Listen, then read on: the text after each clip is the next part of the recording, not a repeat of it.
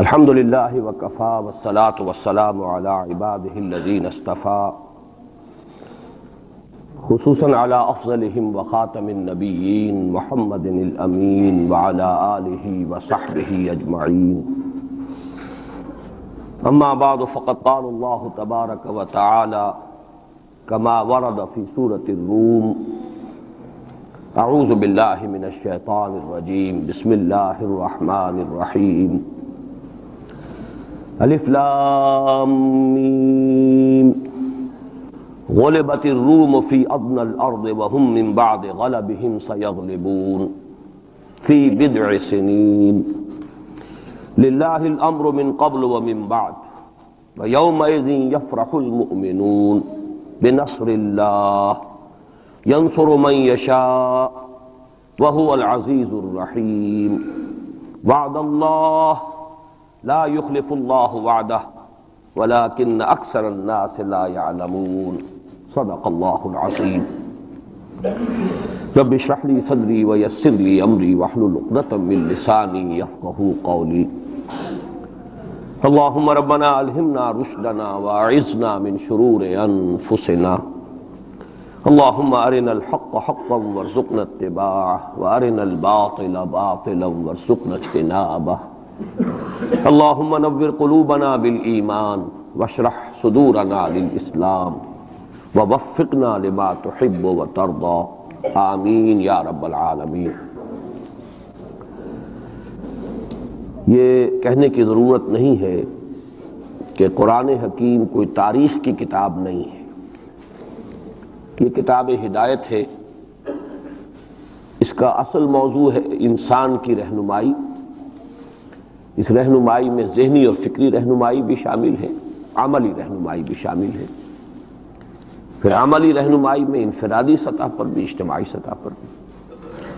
لیکن یہ مختلف گوشے ہیں ہدایت کے، رہنمائی کے. باقی جتنے علوم ہیں وہ چاہے وہ فزیکل سائنسز کا دائرہ ہو اور چاہے سوشل سائنسز کا دائرہ ہو. سوشل سائنسز کا ظاہر بات ہے کہ معاملہ زیر بحث آیا ہے، اس لیے کہ اس کا تعلق انسان کی عملی زندگی سے ہے. معاشیات ہیں، سیاسیات ہیں، معاشرتی مسائل ہیں. تو یہ تو ہدایت کے موضوعات ہیں اور انہی سے پھر سوشل سائنسز میں بحث ہوتی ہے. جہاں تک فزیکل سائنسز کا تعلق ہے وہ بنیادی طور پر قرآن کا موضوع نہیں ہے، لیکن کہیں کہیں فینومینا آف دی نیچر کا جو حوالہ آیا ہے تو ظاہر بات ہے کہ وہ حوالہ غلط تو نہیں ہو سکتا، اللہ کا کلام ہے. بہرحال اس وقت کہنے کی بات یہ ہے کہ قرآن مجید کتاب ہدایت ہے، یہ تاریخ کی کتاب نہیں ہے. یہاں تک کہ انبیاء اور رسل اور ان کی قوموں کے جو حالات قرآن میں بیان ہوئے ہیں کہا جا سکتا ہے یہ تاریخ ہے. حضرت نوح علیہ السلام، حضرت ہود علیہ السلام، حضرت ابراہیم علیہ السلام، ان کے حالات و واقعات یقیناً تاریخ کا جز ہے. لیکن یہ نوٹ کیجئے کہ قرآن حکیم میں ایک تو یہ کہ بہت سے انبیاء اور رسل کے واقعات کا تذکرہ بار بار آیا ہے، تکرار کے ساتھ، اعادے کے ساتھ. اگرچہ اس میں تکرار محض نہیں ہے، سیاق و سباق کا فرق ہوتا ہے کہ کس جگہ پر کیا مسئلہ زیر بحث ہے. تو مختلف جو انبیاء اور رسولوں کی تاریخ ہے ان کے بھی اس پہلو کو وہاں لے آیا جائے گا جو خاص اس سیاق و سباق سے متعلق ہو. لیکن دوسری بات یہ کہ وہ بھی تاریخی ترتیب کے ساتھ قرآن میں بیان نہیں ہوئے. اس کے لیے ہمیں تورات جو ہے وہ مدد دیتی ہے کہ تورات میں جو بھی تاریخ آئی ہے انبیاء کی وہ ایک ترتیب کے ساتھ آئی ہے، تاریخی اس کے اندر ترتیب موجود ہے. قرآن مجید میں وہ تاریخی ترتیب نہیں ہے. اس کے علاوہ جس وقت قرآن نازل ہوا یہ اب آج سے 1400 برس سے زائد کا عرصہ ہو گیا ہے، اس لیے کہ اب 1400 برس تو حضور صلی اللہ علیہ وسلم کے انتقال پر بھی اس سے زیادہ عرصہ گزر چکا ہے اور اس سے تقریباً 22-23 برس قبل قرآن نازل ہونا شروع ہوا. اس کی جو کنٹمپریری ہسٹری ہے اس دور کی، اس کا بھی ریفرنس قرآن میں نہیں ہے سوائے ایک مقام کے جس کی میں نے یہ آیات ابھی تلاوت کی. تو یہ میں نے تمہید اصل میں اس اعتبار سے کہ سورہ روم اس کی یہ ابتدائی 6 آیات جو ہیں یہ ایک استثناء ہے کہ اس میں قرآن کا جو زمانہ نزول ہے اس کا ایک تاریخی اہم واقعہ ہے جس کی طرف ریفرنس ہے، اور یہ ریفرنس ایک پیشین گوئی کی صورت میں ہے. تو میں ان دونوں چیزوں کی قدر وضاحت کروں گا، اور اس لیے کہ اس وقت کے جو حالات ہمارے ہیں انڈین سب کانٹیننٹ کے، بر عظیم پاک و ہند، اس میں ایک مشابہت ہے ان حالات کے ساتھ۔ میری آج کی گفتگو کا عنوان آپ کو معلوم ہے کہ بابری مسجد کی شہادت اور اب بر صغیر پاک و ہند میں اسلام اور مسلمانوں کا مستقبل کیا ہے، اس کے حوالے سے گفتگو کرنی ہے۔ میرا اب تک کا تجربہ یہ ہے کہ جب بھی میں نے کسی بھی اپنے زمانے کے حالات کے بارے میں غور کرنا شروع کیا اور مجھے تلاش ہوتی ہے کہ کہیں کوئی حوالہ، کوئی مشابہت کسی درجے میں، اس لیے کہ ایک مقام پر قرآن مجید میں آیا فیہ ذکرکم، اس میں تمہارا ذکر موجود ہے۔ اب اگرچہ اس کی تعبیرات مختلف ہیں، تمہارے حصے کا ذکر، تمہارے حصے کی نصیحت، لیکن ذکر کا ایک مفہوم وہ بھی ہے کہ تمہارا ذکر ہے۔ اور ایک حدیث نبوی میں بڑی وضاحت کے ساتھ ہے، بڑی وہ عظیم حدیث ہے، حضرت علی رضی اللہ تعالیٰ عنہ سے مروی ہے۔ قرآن مجید کی عظمت کے بیان میں سمجھتا ہوں کہ جامع ترین حدیث وہی ہے۔ حضرت علی فرماتے ہیں کہ حضور نے ارشاد فرمایا انہا ستکون فتنۃ، ان قریب ایک بہت بڑا فتنہ رونما ہوگا۔ تو حضرت علی فرماتے ہیں کہ اس پر میں نے سوال کیا، قلت مل مخرج منہا یا رسول اللہ، اے اللہ کے رسول یہ بتائیے کہ اس فتنے سے نکلنے کا راستہ کون سا ہوگا۔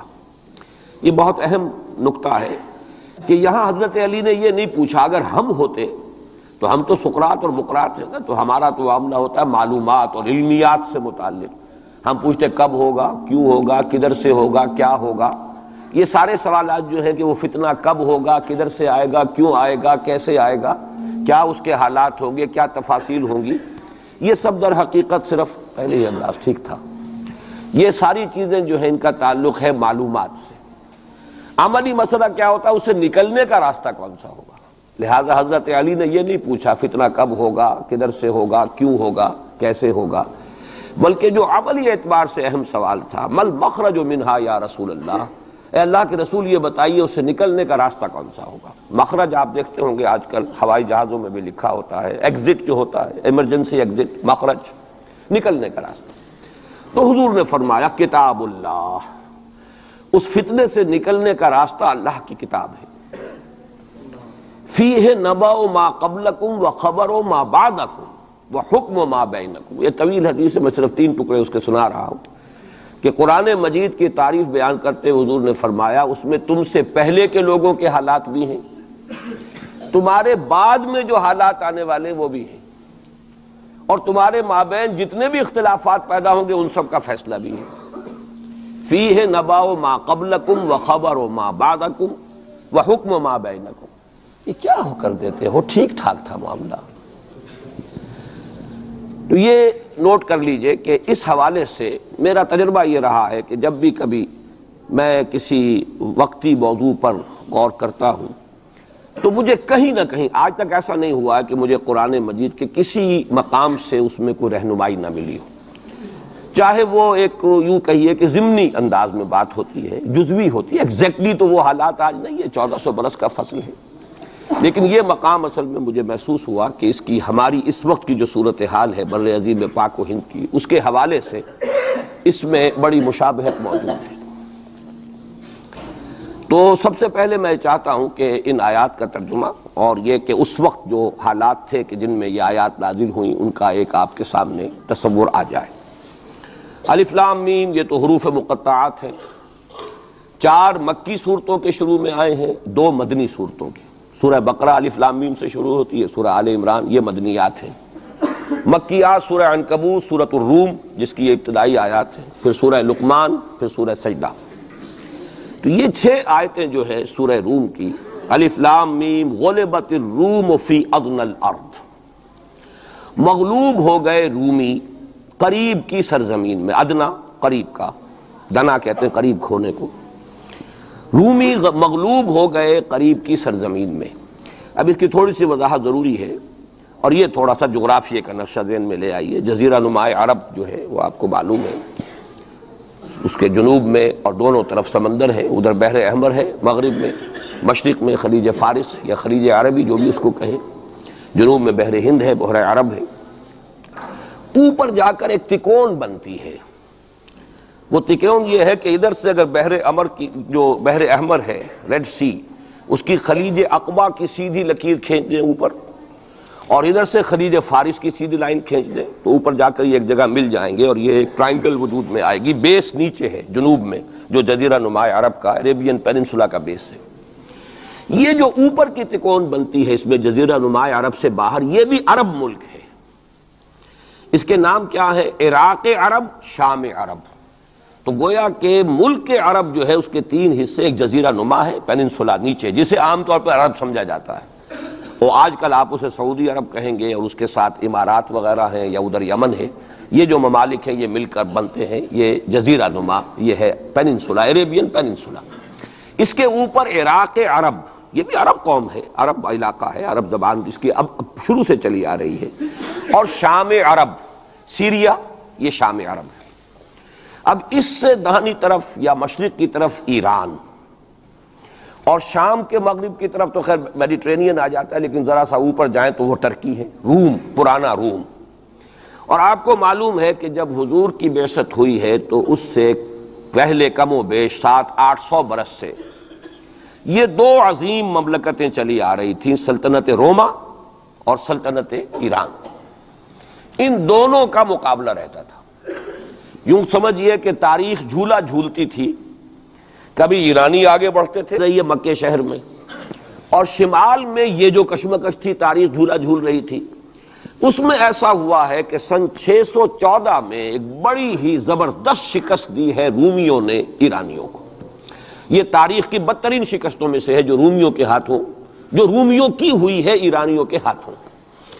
اب ایرانی چونکہ تھے آتش پرست مشرک تھے، اور یہ تھے حضرت عیسیٰ کے نام لیوا، ان کی کچھ نہ کچھ مناسبت مسلمانوں سے جڑتی تھی، اس لیے کہ حضور صلی اللہ علیہ وسلم حضرت عیسیٰ علیہ السلام کے ماننے والے، انہیں اللہ کا پیغمبر ماننے والے، تو یہ جو ایک ایسوسییشن تھی اس کی وجہ سے بغلیں بجائیں مشرکین مکہ نے کہ دیکھو ہمارے جو ساتھی ہیں ایرانی آتش پرست وہ جیت گئے، اور تمہارے جو کیمپ، ایک ہی کیمپ سمجھ لیجئے، تمہارا بہرحال ان سے کچھ نہ کچھ تعلق ہے، تو حضرت مسیح کے ماننے والے اور تورات کے ماننے والے وہ شکست کھا گئے۔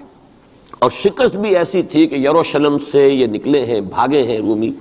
ہرقل اس وقت وہ ایمپرر تھا، ہیرکلیس، اور ایلیا جو ان کا کہلاتا ہے یروشلم میں وہ ہیکل، اس سے جو ان کی بڑی صلیب تھی وہ بھی وہاں سے لے گئے وہ، اور گویا کہ ان کے لیے تو سمجھیے کہ یہ مذہبی اعتبار سے ایک موت تھی کہ ان کی مذہبی علامت، ان کے لیے شاعر جو ہے ان کے مذہبی، ان میں سب سے مقدس شے جو تھی وہ بھی ایرانی وہاں سے لے گئے۔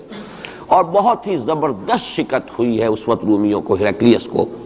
اس پر جو بغلیں بجی مشرکین مکہ نے، جو اس پر خوشیاں منائی، مسلمانوں کو ایک طرح سے یوں سمجھیے کہ انہیں ستانے کے لیے، چڑھانے کے لیے، دیکھو وہ جیت گئے، اسی طرح تمہارا بھی قلع قما ہو جائے گا، تمہاری بھی کوئی بنیاد، لستم علی شیء، تمہاری بھی کوئی حقیقت نہیں ہے، جیسے رومی جو ہے وہ شکست کھا گئے، تم بھی ختم ہو جاؤ۔ اس وقت یہ آیات نازل ہوئی ہیں، اور یہ آیات اب پیشن گوئی کی صورت میں نازل ہوئی ہیں مسلمانوں کی دلجوئی کے لیے۔ ان کا جو مورال اس وقت گر رہا تھا مکے کے مسلمانوں کا، ابھی ہجرت نہیں ہوئی ہے، ابھی تو یہ مکے ہی میں معاملہ چل رہا ہے۔ 610 میں حضور پر وحی کا آغاز ہوا ہے، گویا کہ یہ 5واں برس ہے نبوت کا، ابھی ہجرت سے 7 سال پہلے کی بات ہو رہی ہے یہ جو مکے کے اندر جو صورتحال ہے۔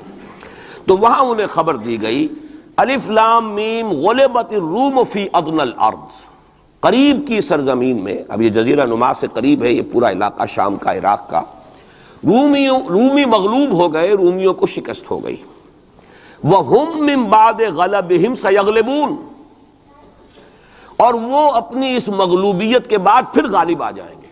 یہ پیشن گوئی ہے کہ یہ صورتحال مستقل نہیں ہے، یہ عارضی سی بات ہے، اس پر بغلیں نہ بجاؤ، اس پہ خوشیاں نہ مناؤ، اور اے مسلمانوں تم دل گرفتہ نہ ہو، رنجیدہ نہ ہو، بلکہ یہ عارضی بات ہے۔ غلبت الروم فی ادنی الارض وَهُمْ مِنْ بَعْدِ غَلَبِهِمْ سَيَغْلِبُونَ فِي بِضْعِ سِنِينَ، تعین کے ساتھ یہاں پر معین کر دیا ہے اللہ نے کہ بضع سنین میں، چند سالوں میں، لیکن بضع کے لفظ کا اطلاق ہوتا ہے عربی زبان میں 3 سے لے کر 9 تک پر، 10 سے کم 3 سے زائد، یہ بضع ہے۔ فی بضع سنین، ان سالوں کے اندر یہ پلٹا کھا جائیں گے حالات، ٹیبل ول بی ٹرنڈ، اور پھر جو ہے رومیوں کو فتح حاصل ہو جائے گی۔ یہ پیشن گوئی ہے۔ میں اب یہاں اس حوالے سے ذرا 2 باتیں کہہ دوں پھر آگے چلوں گا۔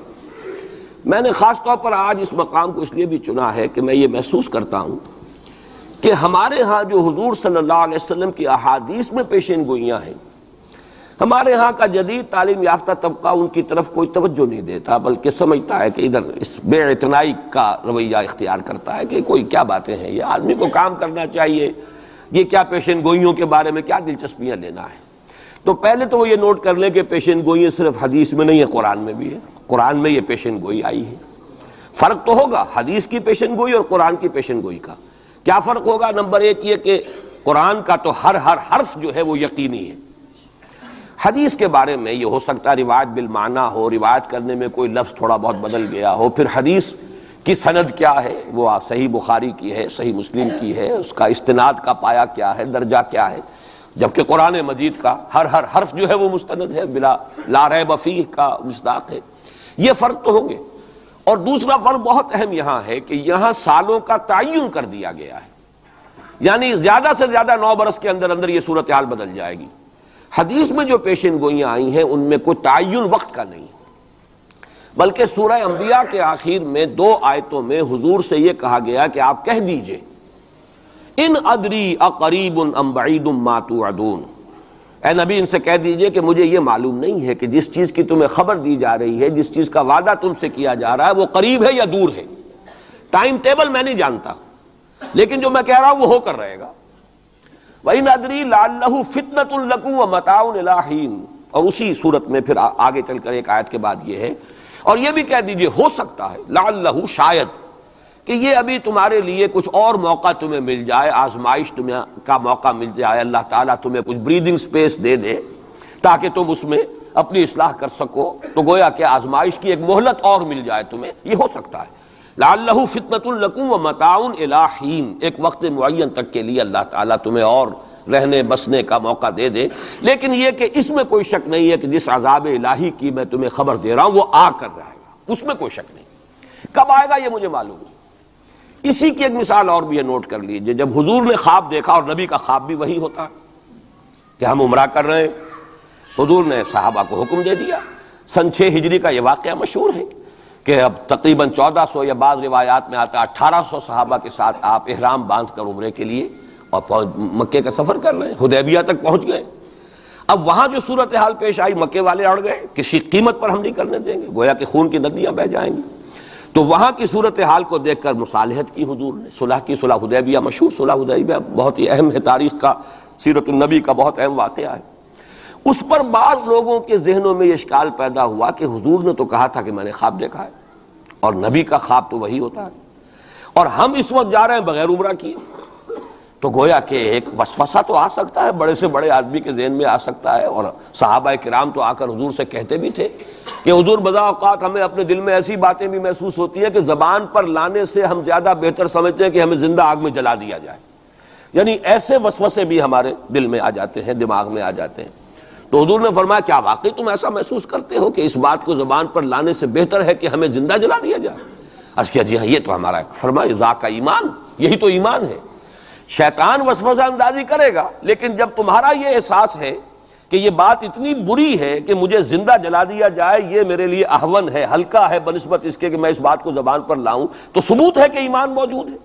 ریئیکٹ کا کون سی شے کر رہی ہے اس کے خلاف جو رد عمل پیدا ہوا وہ ایمان سے ہے نا، تو یہ تو پھر ایمان کا ثبوت ہے، یہ آپ نے اطمینان دلایا۔ تو وسوسے بعض صحابہ کے ذہنوں میں یہ بھی پیدا ہوئے، تو حضور نے فرمایا تھا کہ میں نے کہا تھا کہ ہم کریں گے عمرہ، لیکن میں نے یہ کب کہا تھا کہ اسی سال ضرور کریں گے۔ گویا کہ ٹائم ٹیبل میں فرق ہو سکتا ہے، یعنی جہاں تک اللہ کا فرمان ہے اس میں ٹائم ٹیبل کا بھی فرق نہیں ہوگا، ناممکن ہے، لیکن نبی کی پیشین گوئیوں میں یا خبروں میں ٹائم ٹیبل کے اندر فرق واقع ہو سکتا ہے کہ اس سال نہیں ہوا، اگلے سال پھر اس کو عمرہ قضا کہتے ہیں۔ قریش نے یہ مان لیا تھا کہ اس سال تو آپ جائیے، ہماری پریسٹیج جو ہے وہ اسی طرح قائم رہتی ہے، ورنہ تو گویا کہ ہم بالکل ہی آپ کے سامنے بچ گئے اور ہم نے گویا کہ بالکل ہی شکست مان لی۔ اس سال تو آپ جائیں، اگلے سال آئیے، 3 دن کے لیے ہم مکہ خالی کر دیں گے، بالکل ہم چلے جائیں گے پہاڑوں میں، آپ مکے میں رہیں 3 دن اور جس طرح چاہیں طواف کریں اور عمرہ کریں۔ بہرحال اگلے سال پھر وہ عمرہ ہوا، اسے عمرہ قضا کہتے ہیں۔ یہ بھی میں نے مثال دی ہے کہ ٹائم ٹیبل کا جہاں تک تعلق ہے، حضور کی دی ہوئی پیشین گوئیاں جو ہیں اس کے بارے میں ہم تعین نہیں کر سکتے کہ یہ کب ہوگا، گمان کر سکتے ہیں، اندازہ ہو سکتا ہے، لیکن تعین نہیں۔ جبکہ یہاں یہ ہوا فی بضع سنین، الف لام میم غلبت الروم فی ادنی الارض وہم من بعد غلبہم سیغلبون فی بضع سنین، چند سالوں کے اندر اندر۔ اب اس پر یہ واقعہ بھی آپ نوٹ کر لیجئے کہ حضرت ابو بکر رضی اللہ تعالی عنہ نے انہی آیات کی بنا پر ایک شرط کر لی ایک کافر سے، مشرکین مکہ کے سرداروں میں سے ایک سے، کہ 3 سال کی شرط انہوں نے لگا دی، کم سے کم مدت جو ہوتی بضع کی 3 سال، کہ 3 سال کے اندر اندر اگر یہ صورتحال تبدیل نہ ہوئی تو میں 100 اونٹ تمہیں دوں گا، اور اگر قرآن کی پیشن گوئی درست ہو گئی تو تم 100 اونٹ مجھے دو گے۔ اور اس وقت تک اس طرح کی شرط لگانا ابھی حرام نہیں ہوا تھا، چونکہ شریعت کے احکام تفصیلی تو آئے نہیں تھے، ابھی تو نہ شراب حرام تھی نہ جوا حرام تھا، تو اس طرح کی شرط لگانا کس طرح کوئی حرام والی بات تو تھی نہیں۔ لیکن حضور نے فرمایا کہ نہیں ابو بکر یہ تم نے غلطی کی، جب بضع کا اطلاق 3 سے 9 تک پر ہوتا ہے تو تم 9 سال کی کرو، تم اونٹوں کی مقدار بڑھا دو لیکن کہو کہ یہ 9 سال کی مدت جو ہے اس کے اندر اندر یہ معاملہ ہوگا، اس لیے کہ بضع قرآن مجید کا لفظ جو ہے وہ عربی زبان میں کم سے کم اقل مدت 3 برس ہے، لیکن یہ کہ اس کی اکثر مدت 9 برس ہے۔ تو حضرت ابو بکر نے وہ بدلا اور ٹھیک 9 سال بعد وہ صورتحال پیش آ گئی۔ اور یہ عجیب ہے تاریخ کا واقعہ، ہرقلیس کی یہ جو فتح ہے یہ بھی بڑی ہی معجزانہ تھی۔ وہ جو ڈائریکٹ روٹ تھا جس سے کہ ہمیشہ ان کی جنگیں ہوتی تھی، یعنی اس کے ترکی کے مشرقی علاقے سے آ کر رومی جو ہے پھر میدان جنگ کو اختیار کریں، بحیرہ کیسپین کا راؤنڈ دے کر پہاڑی جو یہ علاقہ ہے اس کے پیچھے سے آ کر اس نے حملہ کیا ہے، اور ایک دم اچانک جو ہے ایرانیوں کو گویا کہ سرپرائز اٹیک کیا ہے۔ لیکن پھر یہ کہ شکست فاش ہوئی ایرانیوں کو، دوبارہ پھر جو ہے وہ یروشلم پر اس کا قبضہ ہو گیا۔ اس نے منت مانی تھی کہ اگر یروشلم دوبارہ فتح ہو جائے ہمارے ہاتھوں تو میں حمص سے لے کر اور یروشلم تک پیدل جاؤں گا اور وہاں جا کر جو ہے شکرانے کی نماز ادا کروں گا، چونکہ وہ پھر صلیب انہیں دوبارہ واپس مل گئی، صلیب کو دوبارہ ریسٹور کرنا تھا اسی جگہ پر جا کر، تو پیدل چل کر یہ آیا ہے۔ اور تاریخ میں نوٹ کر لیجیے جب یہ پیدل چل کر آیا تھا اسی وقت، اب زمانہ کافی گزر چکا تھا، تو پھر جو حضور کا نامہ مبارک گیا ہے سن 7 ہجری میں، یہ وہ زمانہ ہے جبکہ یروشلم وہ آیا ہوا تھا، اور اس وقت پھر ابو سفیان کو بلا کر، اس وقت تک وہ ایمان نہیں لائے تھے، حضور کے نامہ مبارک پر پھر ہرقلیس نے پھر سوال جواب کیے اور معلومات حاصل کی ہیں، کون شخص ہے، کیسا ہے، حسب نسب کیسا ہے، اس کا کردار کیسا رہا ہے، کون لوگ اس پر ایمان لا رہے ہیں، جو ایمان لاتے ہیں ان میں سے کوئی واپس بھی جاتا ہے کہ نہیں جاتا، کوئی مرتد بھی ہوتا ہے۔ بڑا ذہین انسان تھا، بڑا عالم و فاضل انسان تھا، پہچان چکا تھا کہ یہ وہی نبی ہے جن کا ہم انتظار کر رہے ہیں۔ لیکن وہ یہ چاہتا تھا کہ جیسے قسطنطین نے اس وقت یہ کیا تھا کہ وہ جب اس نے مذہب بدلا ہے، عیسائیت اختیار کی، تو پوری مملکت جو ہے عیسائی ہو گئی، تو نظام انٹیکٹ رہا، وہی ان کا بادشاہت کا نظام قائم رہا۔ چاہتا تھا کہ میرے یہ تمام کے تمام نائبین سلطنت اور جتنے بھی بطاریق ہیں، یہ بطریق پیٹریارکس، یہ سب کے سب بھی میرے ساتھ اسلام قبول کر لیں۔ اور سارا یہ اس نے جو سوال جواب کیا تھا ابو سفیان سے، اسی لیے کیا تھا کہ سارے درباری قائل ہوتے چلے جائیں کہ واقعی یہ نبی سچا ہے۔ لیکن اس کی امید کے برعکس ہوا، ریئیکشن بڑا شدید ہوا ان کے وہ پادریوں میں اور ان کے جو پیٹریارکس تھے ان میں، تو پھر وہ بھی محروم رہ گیا، سلطنت کی بیڑی اس کے پاؤں میں پڑی رہ گئی، زنجیر پڑی رہ گئی، وہ اسلام سے محروم رہ گئی۔ بہرحال اب یہاں نوٹ کیجئے کہ 9 برس بعد 623 عیسوی میں اس کو فتح حاصل ہو گئی۔ حضرت عمر نے وہ 100 اونٹ حاصل کیے، اگرچہ حضور نے پھر اس کے بارے میں حکم دیا کہ اسے صدقہ کر دو، اس کو اب تم اپنے ذاتی استعمال میں نہ لاؤ، صدقہ کر دو۔ اچھا، اس کے ساتھ اس پیشن گوئی میں دوسرا حصہ بھی ہے، الف لام میم غلبت الروم فی ادنی الارض وهم من بعد غلبهم سیغلبون فی بضع سنین للہ الامر من قبل ومن بعد۔ اللہ ہی کے ہاتھ میں ہے تمام معاملات کا اختیار، پہلے بھی اور بعد میں بھی، یہ تو ایمان کی بنیادی حقیقت ہے۔ وَيَوْمَئِذٍ يَفْرَحُ الْمُؤْمِنُونَ، اور اس روز اہل ایمان بھی بہت خوشیاں منا رہے ہوں گے۔ یہ اس پیشن گوئی کا دوسرا حصہ ہے۔ عین بدر کے دن یہ خبر آئی ہے کہ یہ پیشن گوئی صحیح ہو گئی۔ 9 برس ہو گئے، سن 5 جو نبوی سے اور غزوہ بدر 623 عیسوی میں غزوہ بدر ہو رہا ہے، 622 میں ہجرت ہے اور 623 میں غزوہ بدر ہو گیا۔ اور جس روز فتح مسلمانوں کو حاصل ہوئی ہے بدر میں، اور سرداران قریش جو ہیں وہ کھجور کے کٹے ہوئے تلوں کے مانند جو ہے پڑے ہوئے نظر آئے ہیں میدان بدر میں، عین اسی وقت فتح کی خبر آئی ہے کہ رومیوں کو دوبارہ فتح حاصل ہو گئی ایرانیوں پر۔ یومئذ یفرح المؤمنون، اس دن اہل ایمان کو بھی بہت فرحت حاصل ہوگی، بہت خوشی حاصل ہوگی، وہ بھی جشن منا رہے ہوں گے بنصر اللہ، اللہ کی مدد سے۔ بدر میں جو اللہ تعالیٰ کی نصرت آئی ہے، ینصر من یشاء، وہ تو مدد فرماتا ہے جس کی چاہتا ہے، وَهُوَ الْعَزِيزُ الرَّحِيمُ، اور وہ زبردست ہے، رحم فرمانے والا ہے۔ وعد اللہ، اب دیکھیے ذرا تاکید کا انداز دیکھیے، وعد اللہ، یہ اللہ کا وعدہ ہے، لا یخلف اللہ وعدہ، اور کان کھول کے سن لو، اللہ اپنے وعدے کے خلاف نہیں کرتا۔ ولیکن اکثر الناس لا یعلمون، لیکن اکثر لوگوں کو علم حاصل نہیں ہے، اکثر لوگ جانتے نہیں۔ یہ جو میں نے آیات اور اس کا تاریخی پس منظر، کچھ تھوڑا سا جغرافیائی جو اس کا پس منظر ہے، وہ سارا آپ کے سامنے رکھا ہے۔ اس کا مقصد یہ ہے کہ ایک طرف تو جو پیشین گوئیاں ہیں ان کے بارے میں تعلیم یافتہ لوگوں کے ذہنوں میں بھی جو اگر کوئی اشکال ہے کہ حدیث میں جو پیشین گوئیاں آئی ہیں تو وہ رفع ہو جائے۔ ہمارے نزدیک قرآن اور حدیث میں کوئی فرق نہیں، قرآن بھی ہمیں محمد کے ذریعے ملا صلی اللہ علیہ وسلم، مجھ پر تو نازل نہیں ہوا، کسی اور پر نازل نہیں ہوا، ابو بکر پر نازل نہیں ہوا، نازل تو محمد پر ہوا صلی اللہ علیہ وسلم، وہ بھی آپ کی زبان مبارک سے ہمیں عطا ہوا ہے، آپ سے لیا ہے صحابہ نے، صحابہ سے تابعین نے، تابعین سے تبع تابعین نے، اور اس کے لیے ریٹن ورڈ ذریعہ نہیں بنا ہے، اصل جو ہے یہ اسپوکن، زبان سے زبان، اور اصل شے آج بھی جو ہے وہ قرات ہے قرآن کی، قرات اور قرات کا فن جو ہے یہ ہے اصل اس کے لیے حجت۔ یہ لکھنے کا معاملہ جو ہے وہ بھی تھا، اس کے بعد حضرت ابوبکر کے زمانے میں اس کو ایک کتاب کی شکل میں بھی جمع کر دیا، پھر حضرت عثمان نے اس کو ایک رسم الخط پر بھی تمام امت کو جمع کر دیا، یہ بھی بڑی قیمتی چیزیں ہیں۔ لیکن اصل جو ہے میڈیم قرآن مجید کا منتقل ہونا کہ قلب محمد پر نازل کیا جبرائیل نے، انہ نزلہ علی قلبک، پھر لسان محمد سے صلی اللہ علیہ وسلم حاصل ہوا صحابہ کو، پھر صحابہ کی زبانوں سے، پھر یہ تابعین کو، تبع تابعین کو، تو یہ منتقل ہوتا آ رہا ہے۔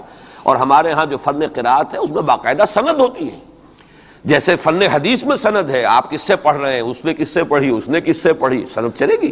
اسی طریقے سے فن قرات میں سند ہے، جو ہمارے ہاں قراء ہوتے ہیں ان کا تعلق جو ہے وہ جڑ جائے گا اسی دور صحابہ کے قراء کے ساتھ۔ بہرحال اس وقت جو میں عرض کر رہا تھا کہ قرآن اور حدیث میں یہ فرق نہیں ہے، دونوں چیزیں محمد کی ادا کرنا، اور ہمیں معلوم ہے کہ حضور کو وحی صرف قرآن کی شکل میں نہیں ہوئی ہے، وحی خفی بھی ہوئی ہے، بہت سی باتیں اللہ تعالیٰ دل میں ڈالتا تھا، حضور کا خواب بھی وحی ہے، اس اعتبار سے وہ وحی خفی جس کو ہم کہتے ہیں اس پر بھی ہمارا ایمان ہے۔ البتہ فرق کیا ہے، جیسا کہ میں عرض کر چکا، یہ لفظ بلفظ محفوظ ہے، حرف بحرف، بلکہ لفظ بھی بڑی شے ہے، حرف بحرف محفوظ ہے، وہاں یہ ہے کہ اس طرح کی حفاظت کا جو ہے وہ دعویٰ نہیں ہے۔ نمبر دو یہ کہ یہاں جو شے ہے وہ اپنے ٹائم ٹیبل کے حوالے سے بھی قطعی ہوگی، وہاں یہ ہے کہ ٹائم ٹیبل کا ہم تعین نہیں کر سکتے، جبکہ قرآن مجید ہی کی دو آیات آپ کو محکم سنا چکا ہوں، ان ادری اقریب ام بعید ما توعدون، نبی کہہ دیجئے مجھے نہیں معلوم جو کچھ تم سے وعدہ کیا جا رہا ہے وہ قریب ہے یا دور ہے، وَإِنْ أَدْرِي لَعَلَّهُ فِتْنَةٌ لَكُمْ وَمَتَاعٌ إِلَىٰ حِينٍ، اور میں نہیں جانتا، ہو سکتا ہے کہ ابھی تمہیں اللہ ایک مہلت اور دے دے، اور ابھی تمہیں اور رہنے بسنے کا موقع دے دے، تاکہ تمہیں ایک مہلت آزمائش مزید مل جائے۔ اب جو میں ذرا صرف حوالہ دوں گا، اس وقت تفصیل میں جانے کا موقع نہیں ہے، اس لیے کہ گزشتہ سال اس پہ تفصیل سے کئی جمعوں میں یہاں گفتگو کر چکا ہوں۔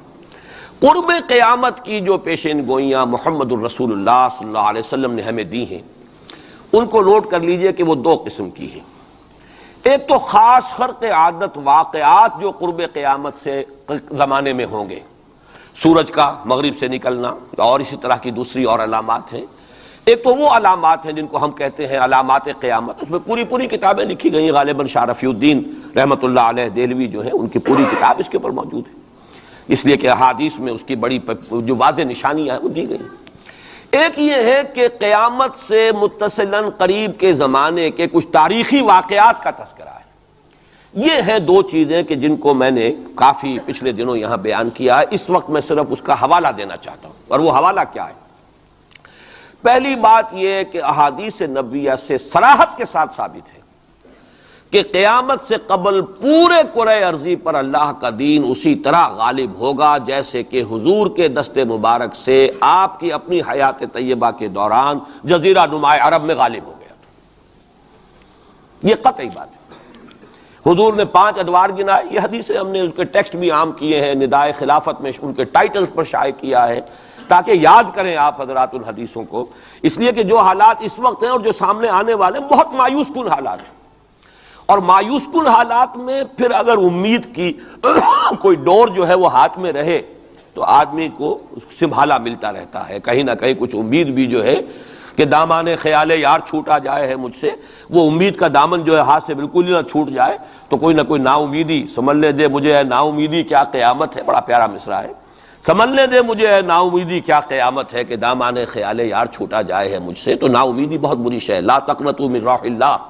اس اعتبار سے جو حالات امیڈیٹلی اس وقت سامنے ہیں اور جو آ رہے ہیں وہ نہایت مایوس کن، نہایت تکلیف دہ، ان میں ضرورت ہے کہ یہ جو ہمارے لیے کچھ امید افزا خبریں اور پیشن گوئیاں ہیں ان کو بڑے پیمانے پر عام کیا جائے، تاکہ لوگ جو ہیں اس کے حوالے سے اپنے حوصلوں کو، اپنے امنگوں کو، ولولوں کو کچھ برقرار رکھ سکیں اور ان میں کچھ کام کرنے کا جذبہ، اس لیے کہ ایسے لوگ کم ہوتے ہیں اور اللہ تعالیٰ سے دعا کرتا ہوں کہ اللہ تعالیٰ مجھے ان میں شامل کر دے، آپ کو بھی شامل کرے۔ ایک ایسے لوگ ہوتے ہیں کم کہ جو بالکل حالات سے اپنا تعلق منقطع کر کے، مائنس ہے یا پلس ہے اور پازیٹیو ہے یا نیگیٹو ہے، اس سے بالکل منقطع کر کے اپنے احساس فرض کے تحت کام کرے، میرا تو فرض ہے مجھے کرنا ہے، بات ختم ہو گئی۔ کیا حالات ہیں، کیا امیدیں ہیں، کیا کیلکولیشنز ہیں، کیلکولیٹنگ مائنڈ سے انہیں کوئی سروکار نہیں ہوتا، ہمیں اس سے بحث نہیں، کوئی نتیجہ نکل رہا ہے یا نہیں نکل رہا، یا نکل سکتا ہے یا نہیں نکل سکتا، کوئی امید ہے یا نہیں ہے۔ حضرت نوح علیہ السلام 950 برس تک دعوت دیے چلے جا رہے ہیں، کون سی امید تھی؟ آخری وقت تک کوئی امید بر نہیں آئی، کوئی امید تھی ہی نہیں۔ 950 برس کوئی تصور ہم نہیں کر سکتے، دعوت دے رہے، اس لیے کہ فرض ہے، آپ کے ذمہ ہے، آپ کو تو پہنچانا ہے۔ یا ایھا الرسول بلغ ما انزل الیک من ربک فإن لم تفعل فما بلغت رسالہ، اے رسول پہنچاتے رہو جو کچھ کے نازل کیا جا رہا ہے تم پر تمہارے رب کی طرف سے، تمہیں تو کرنا ہے۔ نتیجہ نکلے نہ نکلے، کو مانے نہ مانے، حالات بہتر ہوں یا اور بدتر ہو، اس سے بالکل لا تعلق۔ اس کو ہندی فلسفے میں ڈیٹیچمنٹ کہتے ہیں، اپنے آپ کو ایکشن جو ہے، ایکشن آدمی کر رہا ہے اپنے فرض کے تحت، اپنے آپ کو ڈیٹیچ کر لیجئے اس کے نتیجے سے۔ نتیجہ کو اچھا بھی نکلے تو خوشی بھی نہیں ہونی چاہیے، نتیجہ اگر کوئی برا نکلا تو افسوس بھی نہیں ہونا، یہ کوئی انتہا ہے، تھیوریٹیکل بات ہے۔ انسانی سطح پر تو یہی ہوگا کہ اچھا نتیجہ نکل رہا ہے تو کچھ نہ کچھ خوشی ہوتی ہے، فرحت ہوتی ہے، اطمینان ہوتا ہے، اور اگر کچھ دوسری صورت ہے تو پھر کچھ نہ کچھ رنج ہوتا ہے، افسوس ہوتا ہے۔ قرآن خود کہتا ہے فَلَعَلَّكَ بَاخِعٌ نَفْسَكَ أَلَّا يَكُونُوا مُؤْمِنِينَ، اے نبی کیا آپ اپنے آپ کو صدمے سے ہلاک کر لیں گے کہ یہ ایمان نہیں لا رہے؟ تو یہ صدمہ ہونا، رنج ہونا، دکھ ہونا، افسوس ہونا، یہ اپنی جگہ پر ہے۔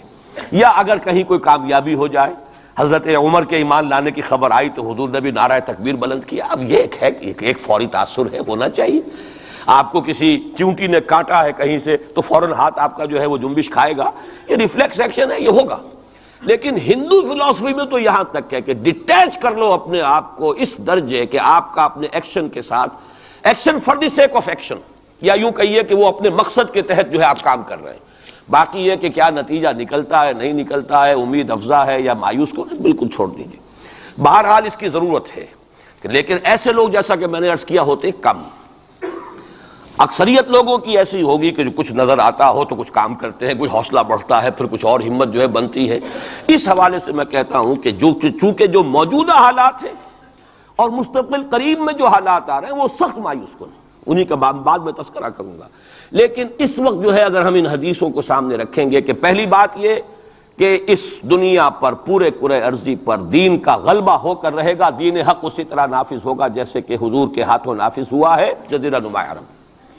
اور یہ جو گلوبل ڈومینیشن ہے اسلام کی، یہ ایک تو اس سے بھی ثابت ہے کہ 3 مرتبہ قرآن میں فرمایا گیا هو الذی ارسل رسولہ بالہدی ودین الحق لیظہرہ علی الدین کلہ۔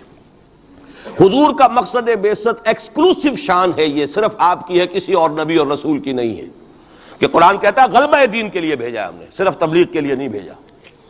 باقی تمام انبیاء صرف تبلیغ کے لیے آئے، تبلیغ، تذکیر، تبشیر، تذکیر، نصیحت، جو بھی کہیں، تعلیم، تزکیہ، لیکن غلبہ دین کا لفظ صرف محمد الرسول اللہ صلی اللہ علیہ وسلم کے بارے میں آیا، اور 3 مرتبہ آیا، کسی اور نبی کے لیے 1 مرتبہ بھی نہیں آیا۔ اور دوسری بات یہ بھی قرآن کے محکمات میں سے ہے کہ وَمَا أَرْسَلْنَاكَ إِلَّا كَافَّةً لِلنَّاسِ بَشِيرًا وَنَذِيرًا، ہم نے نہیں بھیجا ہے محمد آپ کو مگر تمام نوع انسانی کے لیے، پوری نوع انسانی کی۔ گویا کہ پورے عالم انسانیت پر غلبہ دین ہوگا تو بعثت محمدی کی تکمیل ہوگی، پورے عالم جب بھیجا گیا پورے عالم انسانی کے لیے، اس اعتبار سے بھی صغرا کبرا جوڑیے تو اس کا نتیجہ نکلتا ہے۔ باقی یہ کہ حضور نے وضاحت کے ساتھ وہ احادیث جو ہیں جیسے میں نے عرض کیا، میں نے بارہا آپ کو سنائی ہیں، حضور نے 5 دور گنوائے ہیں: دور نبوت، دور خلافت علی منہاج النبوہ، حدیث کا ٹیکسٹ میں بیان نہیں کر رہا وقت کی کمی کی وجہ سے، پھر دور ایسی ملوکیت کا جو کٹ کھنی ہوگی، ظالم کاٹ کھانے والی، پھر دور ایسی ملوکیت کا جو جبری ہوگی، یہ میرے نزدیک جو غلامی کا دور ہمارا گزر چکا ہے اور ابھی ہے، پارشلی ختم ہوا، پارشلی باقی ہے۔ براہ راست جو ہے ویسٹرن امپیریلسٹ پاورز جو ہیں وہ یہاں سے چلی گئی ہیں، ان کی فوجیں اب موجود نہیں ہیں ہمارے ہاں، لیکن یہ کہ ان کی تہذیب، ان کا تمدن، ان کا فکر، ان کے نظریات، ان کے فلسفے، ان کی سوچ، ان کا طرز بود و باش، انہی کا لباس، انہی کی صفت، یہ سب کچھ موجود ہے، اور ٹیکنالوجی میں، علم میں اور معاشیات میں ہم بالکل بھکاریوں کی طرح ان کے سامنے ہاتھ پھیلانے پر مجبور ہیں۔ تو وہ ختم نہیں ہوا چوتھا دور، بلکہ در حقیقت یہ کہ انٹرم پیریڈ ہے چوتھے اور 5ویں کے درمیان، اور 5واں آپ نے فرمایا ثم تکون خلافت علی منہاج النبوہ، پھر 5واں دور آئے گا خلافت علی منہاج النبوہ کا۔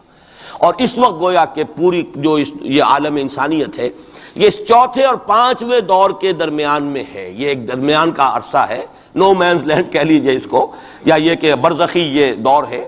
وہ جو دور تھا امپیریلزم کا، مغربی امپیریلزم، غیر مسلموں کی ہم پر حکومت، ملکن جبرین، اور وہ خلافت علی منہاج النبوہ۔ پھر وہ 2 حدیثیں حضرت ثوبان رضی اللہ تعالی عنہ سے جو کہ مسلم شریف میں مروی ہے کہ مجھے اللہ تعالیٰ نے ساری زمین سکیڑ کر دکھا دی، یہاں تک کہ میں نے اس کے سارے مشرق دیکھ لیے، سارے مغرب دیکھ لیے۔ وَإِنَّ أُمَّتِي سَيَبْلُغُ مُلْكُهَا مَا زُوِيَ لِي مِنْهَا، اور سن لو کہ میری امت کی حکومت ان تمام علاقوں پر قائم ہو کر رہے گی جو مجھے سکیڑ کر دکھا دیے گئے۔ اب اس کے بعد مجھے تو کوئی شک ہے نہیں، صحیح ہے میں سے ہے روایت، صحیح مسلم، بعض حضرات کے نزدیک تو صحیح مسلم کا درجہ صحیح بخاری سے بھی بلند ہے، لیکن یہ کہ اکثر و بیشتر جو ہے ٹاپ پر صحیح ہیں جنہیں ہم کہتے ہیں صحیح بخاری، صحیح مسلم، یہ حدیث کے مجموعے میں سب سے اوپر ہے۔ اچھا، دوسری حدیث حضرت مقداد ابن اسود سے، لا يبقى على الارض بیت وبر ولا مدر الا ادخل اللہ فیہ کلمۃ الاسلام، اللہ تعالیٰ اس روئے ارضی پر ایک گھر نہیں چھوڑے گا، نہ اینٹ گارے کا بنا ہوا گھر، نہ کوئی کمبلوں کا بنا ہوا خیمہ جس میں اسلام کو داخل نہ کر دیں۔ البتہ اسلام کا داخلہ 2 طریقوں سے ہوگا، بعز عزیز و ذل ذلیل، یا تو گھر والا اور خیمے والا اسلام قبول کر لے گا تو اسلام کے اعزاز کے ساتھ اس کا بھی اعزاز ہو گیا، وَلِلَّهِ الْعِزَّةُ وَلِرَسُولِهِ وَلِلْمُؤْمِنِينَ، عزت تو ہے اللہ کے لیے، اس کے رسول کے لیے، اہل ایمان کے لیے، گھر والا بھی اس کا اعزاز ہوا، اس کے گھر میں اسلام داخل ہوا اس کے اعزاز کے ساتھ۔ اگر نہیں قبول کرے گا تو نیچے ہو کر رہنا پڑے گا، یؤت الجزیۃ عن ید وہم صاغرون، چھوٹے ہو کر جزیہ پیش کرنا ہوگا۔ تو گویا کہ اسلام تو اس کے گھر میں بھی داخل ہو گیا، لیکن وہ بدبخت اعزاز اسلام سے خود محروم رہا، لیکن غلبہ تو ہو گیا نا، یدخلون فی دین اللہ افواجا کی وہ شکل تو ہو گئی کہ اللہ کا دین جو ہے وہ غالب ہو گیا، اطاعت تو انہیں کرنی پڑے گی، اسلام کی بالادستی قبول کرنی ہوگی، رہیں ہندو رہیں سکھ رہیں پارسی رہیں عیسائی رہیں، پرسنل لاء میں ان کی جان مال عزت آبرو کی حفاظت کا ذمہ بھی لیا جائے گا، ان کے عقائد کو بھی زبردستی نہیں بدلوایا جائے گا، ان کے مندروں گردواروں اور کلیساؤں اور سلوتاس جو ہیں سینیگاگز ان کی حفاظت کی جائے گی، لیکن بالادستی اسلام کی ہوگی۔ یہ ہے مسند احمد ابن حنبل کی روایت ہے حضرت مقداد ابن اسود سے۔ تو پہلی بات تو یہ ہے کہ یہ یقین، کم سے کم مجھے تو اس کا یقین حاصل ہے الحمدللہ، اور میں چاہتا ہوں کہ ہر شخص، ہر مسلمان کے دل میں یقین پیدا ہو۔ لیکن اس سے پہلے ایک اور دور ہے، وہ دور ہے کہ جس کو ہمارے اس زمانے میں آ کر 2 طبقوں نے اس کے بارے میں اتنی غلط فہمیاں پیدا کی ہیں، اور اکثر ہمارے پڑھے لکھے بزوں میں خیش راسخ العقیدہ مسلمانوں کے اندر بھی دلوں میں نقب لگی ہوئی ہے۔ سمجھتے ہیں کہ ہم تو قادیانی نہیں ہیں، سمجھتے ہیں کہ ہم تو منکر حدیث نہیں ہیں، لیکن ان حدیثوں پر ان کا یقین نہیں ہے، حالانکہ یہ بخاری شریف کی روایات ہیں، حالانکہ یہ مسلم شریف کی روایات ہیں کہ اس سے پہلے ایک دور آنا ہے، مسلمانوں پر سخت عذاب کا دور آنا ہے، اور یہ عذاب جو ہے شدید ترین عذاب، اس کی جو سب سے اہم شخصیت ہے المسیح الدجال، یہودیوں کے ہاتھوں آئے گا، اور یہودیوں میں ایک شخص پیدا ہوگا، کھڑا ہوگا جو مسیح ہونے کا دعویٰ کرے گا، المسیح الدجال، دجال کہتے ہیں فریبی کو، دجل فریب کو کہتے ہیں، جو فریب سے اپنے آپ کو مسیح کہلوائے گا کہ میں مسیح ہوں.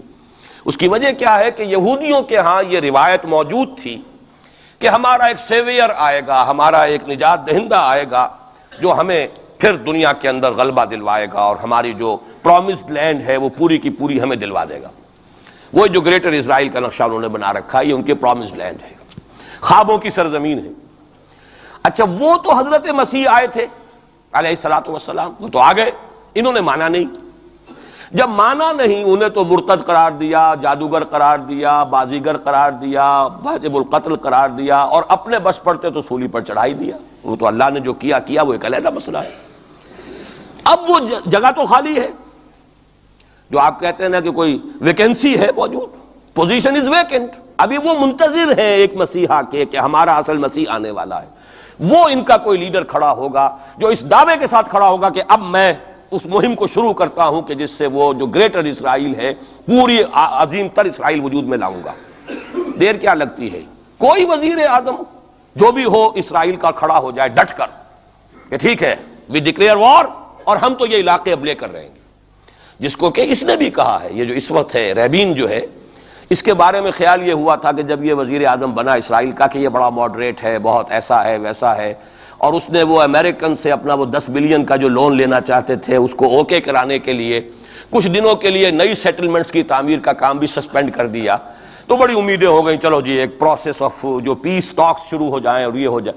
لیکن سب ثابت ہو چکا ہے. اسی زمانے میں وہ گیا اپنے فوجی ہیڈ کوارٹر میں اور جا کر وہاں پہ اپنے فوجی آفیسرز کی وہ جو اب لوگوں میں تشویش ہو گئی ہوگی کہ ہم کس خواب کو دیکھ رہے ہیں اور یہ شخص کدھر چلنے لگ گیا ہے، تو جا کر کہا اور رپورٹ ہوئی ہے خبر.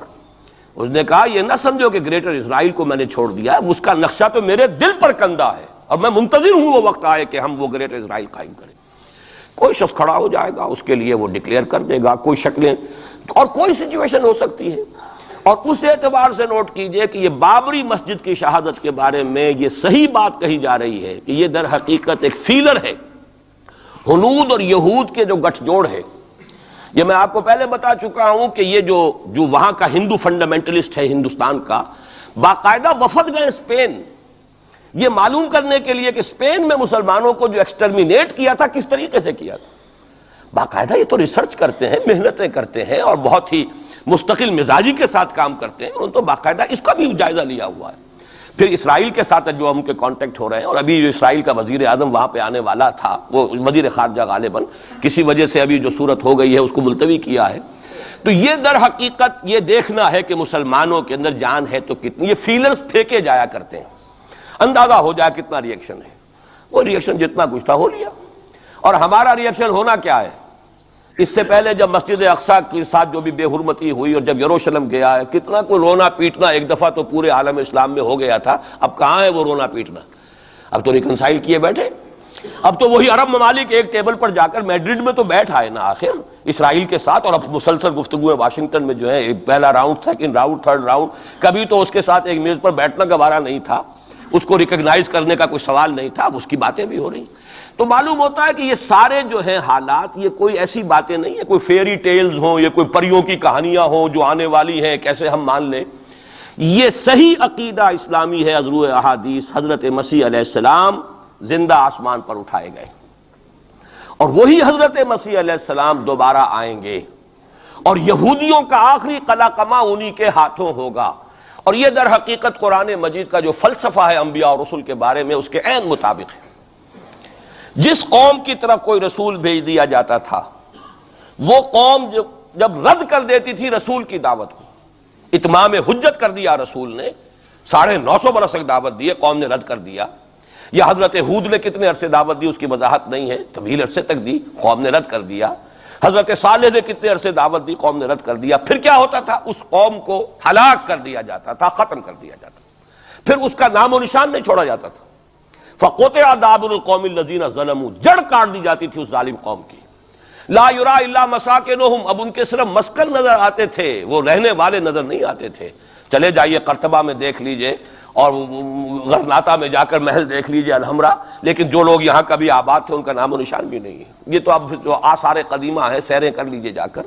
مسجد قرطبہ بھی ہے، سیر کر لیجئے، وہ تو اقبال کو تو خیر کوئی اجازت بھی مل گئی تھی نماز پڑھنے کی خاص کوئی، ورنہ وہاں پر تو اس کا بھی امکان نہیں ہے، اس کے ہارٹ میں جو ہے وہ چیپل موجود ہے، چرچ موجود ہے۔ بہرحال یہ سارے جو معاملات ہیں جان لیجئے اچھی طریقے سے کہ یہ واقعات جن کی خبریں دی گئی ہیں یہ بالکل اس کے مطابق حالات کا جو ہے نقشہ بیٹھتا چلا جا رہا ہے۔ کوئی یہودی لیڈر کھڑا ہوگا اور وہ مسیح کا دعویٰ کرے گا، میں ہوں مسیح، چاہے وہ خود بھی جانتا ہو کہ میں جھوٹ بول رہا ہوں اور جانتا ہوگا کہ جھوٹ بول رہا ہوں، لیکن یہ کہ تمام اس یہودیوں کو جمع کرنے کے لیے لازم ہوگا کہ وہ دعویٰ کرے۔ اس لیے کہ اب بھی موجود ہے جو لوگ جانتے ہیں یہودیوں کو، یہودی اب بھی سپلٹ ہیں، ان میں جو زیادہ مذہبی طبقہ ہے وہ زائنسٹ نہیں ہے بلکہ وہ ان سے اختلاف کرتا ہے۔ زائنزم کی اپنی ایک تحریک تھی، وہ یوں سمجھیے کہ ایک ریشسٹ نیشنلسٹ موومنٹ ہے، وہ ایک نسلی قومیت کے اوپر چلنے والی جو ہے وہ ایک قوم پرستانہ جو ہے تحریک ہے۔ جو مذہبی طبقہ ہے، جو یہودی داڑیاں رکھتے ہیں اور جو لمبے لمبے بال رکھتے ہیں اور کالی ٹوپیاں پہنتے ہیں اور لمبی شیروانیوں ٹائپ جو ہے ان کے لانگ کوٹس ہوتے ہیں، اور یہ وہاں مینہٹن میں بڑے نظر آتے ہیں گھومتے ہوئے اور بہت سرمایہ دار ہیں، اسی لیے نیو یارک کو جو یارک کہا جاتا ہے، وہ یہودی جو ہے وہ ان میں بڑا طبقہ بھی موجود ہے کہ جو اس زائنزم کو اور اسرائیل کو تسلیم نہیں کر رہا۔ تو ظاہر بات ہے کہ ان کے لیے ضرورت ہوگی کہ کوئی مذہبی اپیل آئے، منتظر تو وہ بھی ہے مسیح کے، اب آنا تو نہیں ہے، وہ مسیح جو آئے گا وہ تو آئے گا ان کی ہلاکت کے لیے، اس سے پہلے کوئی کھڑا ہوگا اور اس کو پھر یہ مذہبی یہودی بھی مان لیں گے۔ نتیجہ یہ ہوگا کہ جو بھی پوری دنیا کا یہودی ہے وہ اس ایک علاقے میں آ جائے گا اور وہ اپنے اس گریٹر اسرائیل کے لیے پھر جو وہاں پر جنگ کی بھٹی دہکے گی۔ یہ کتاب الملاحم، اکثر جو حدیث کی کتابیں ان کے آخر میں آ کے کتاب الملاحم کا باب ہے علیحدہ علیحدہ، جس میں کہ اس دور کی خبروں کا جو ہے حضور نے پوری پیشن گوئیاں کی ہیں کہ یہ کچھ ہونا ہے۔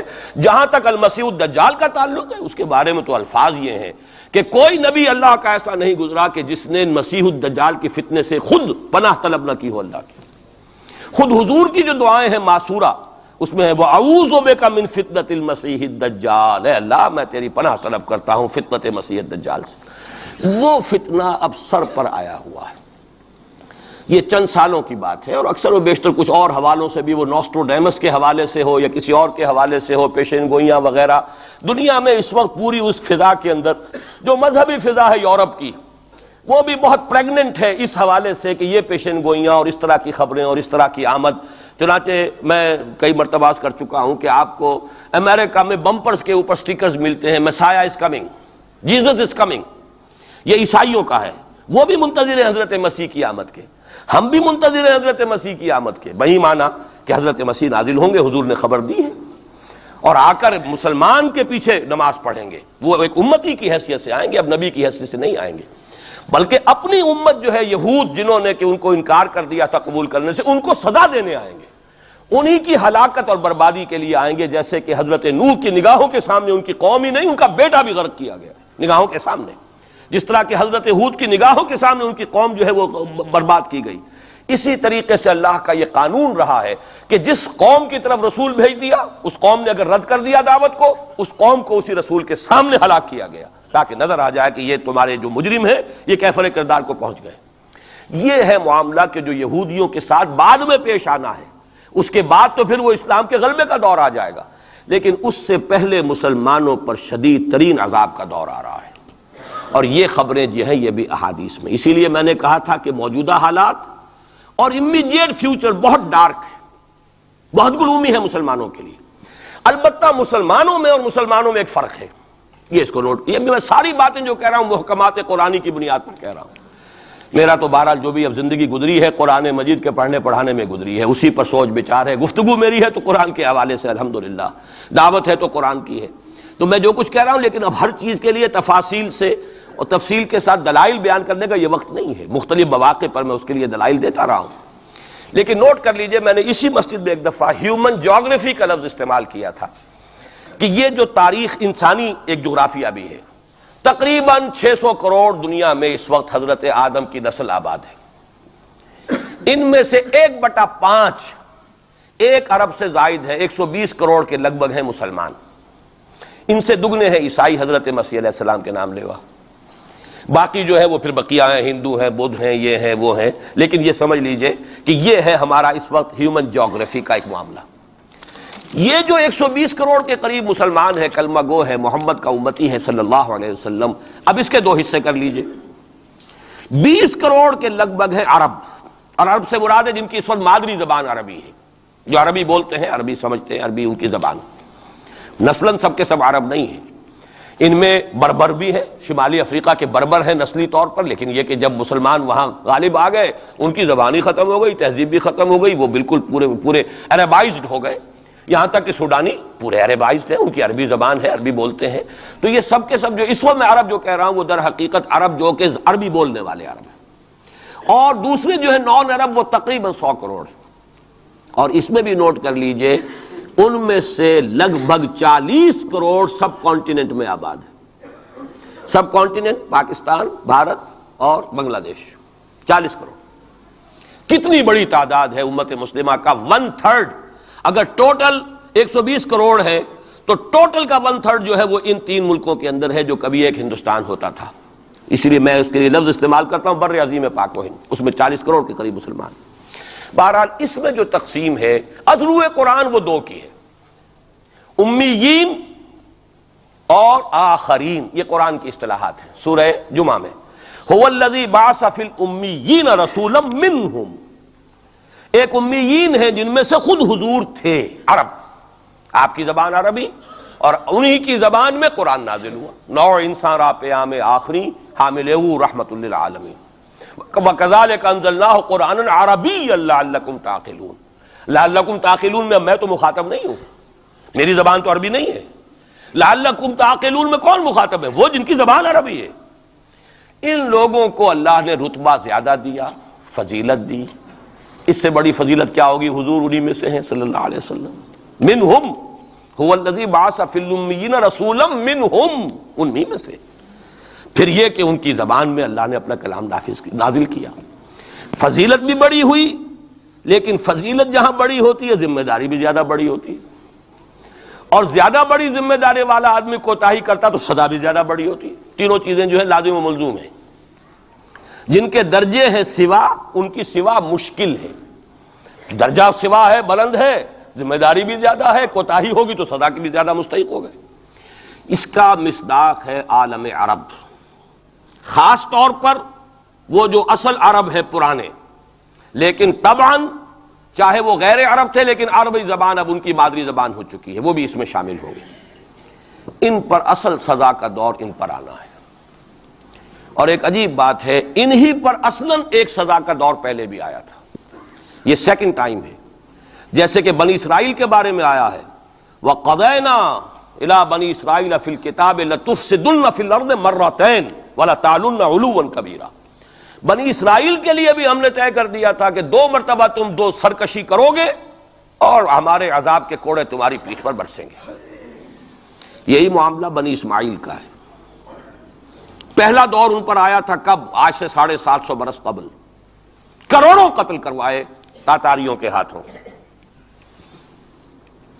ان کی حکومت ختم، آخری خلیفہ بنی عباس اس کو نکال کر محل سے اور جانور کی ایک کھال کے اندر لپیٹ کر، اور تاتاریوں نے اپنے گھوڑوں کے سموں تلے کچل دی، خاتمہ۔ اور پھر انہی تاتاریوں کو اسلام کی توفیق دے دی، اسلام کا جھنڈا ان کے ہاتھ میں تھما دیا ہے، آیا فتنہ تاتار کے افسانے سے پاسماں مل گئے کعبے کو صنم خانے سے۔ اس کے بعد کچھ عرصے رہا معاملہ ہسپانیہ میں عربوں کا، آج سے 500 برس قبل وہ بھی خاتمہ ہوا۔ تو عربوں پر ایک دور تو وہ آ چکا، لیکن وہ دور ایکسٹرمینیشن کا نہیں تھا، وہ دور کاہے کا تھا؟ معزول کر دیے گئے، امت کی جو قیادت تھی وہ غیر عرب کو منتقل ہو گئی۔ ترک کون تھے؟ غیر عرب۔ ترکوں ہی کے اندر سے یہ 4 جو ہے یہ سٹاکس نکلے ہیں، ایک سٹاک ایک ہے، 4 اس میں سے آپ کہہ لیجئے کہ مختلف اس کی شاخیں ہیں۔ ترکان تیموری ہندوستان میں آ گئے، ترکان صفوی ایران میں آ گئے، ترکان سلجوقی مڈل ایسٹ میں رہے بہت عرصے تک، اور پھر ترکان عثمانی کا تو کہنا ہی کیا ہے، وہ تو گویا کہ جو وہ رومن امپائر تھی اس کا جانشین جو بنا ہے، وہ در حقیقت اس کے بعد وہ تو آل عثمان کی حکومت ہے۔ ترکان عثمانی، یہ عثمان حضرت عثمان نہیں ہے رضی اللہ تعالیٰ عنہ، یہ ایک تاتاری سردار ہے عثمان، جن کی اولاد ہے جس کو آپ آٹومان ٹرکس کہتے ہیں، اور یہ پھر سلطنت جو ہے آٹومان، گریٹ آٹومان کنگڈم، جو کہ اب ختم ہوئی ہے اس صدی میں، پہلی یہ جو صدی ہے اس کی ابتدا میں پہلی جنگ عظیم کے بعد اس کا خاتمہ ہوا ہے، اس کا بس صرف ایک سمجھیے کہ نشان ترکی کی شکل میں رہ گیا ہے، باقی وہ گریٹ امپائر جو تھی ختم ہوئی۔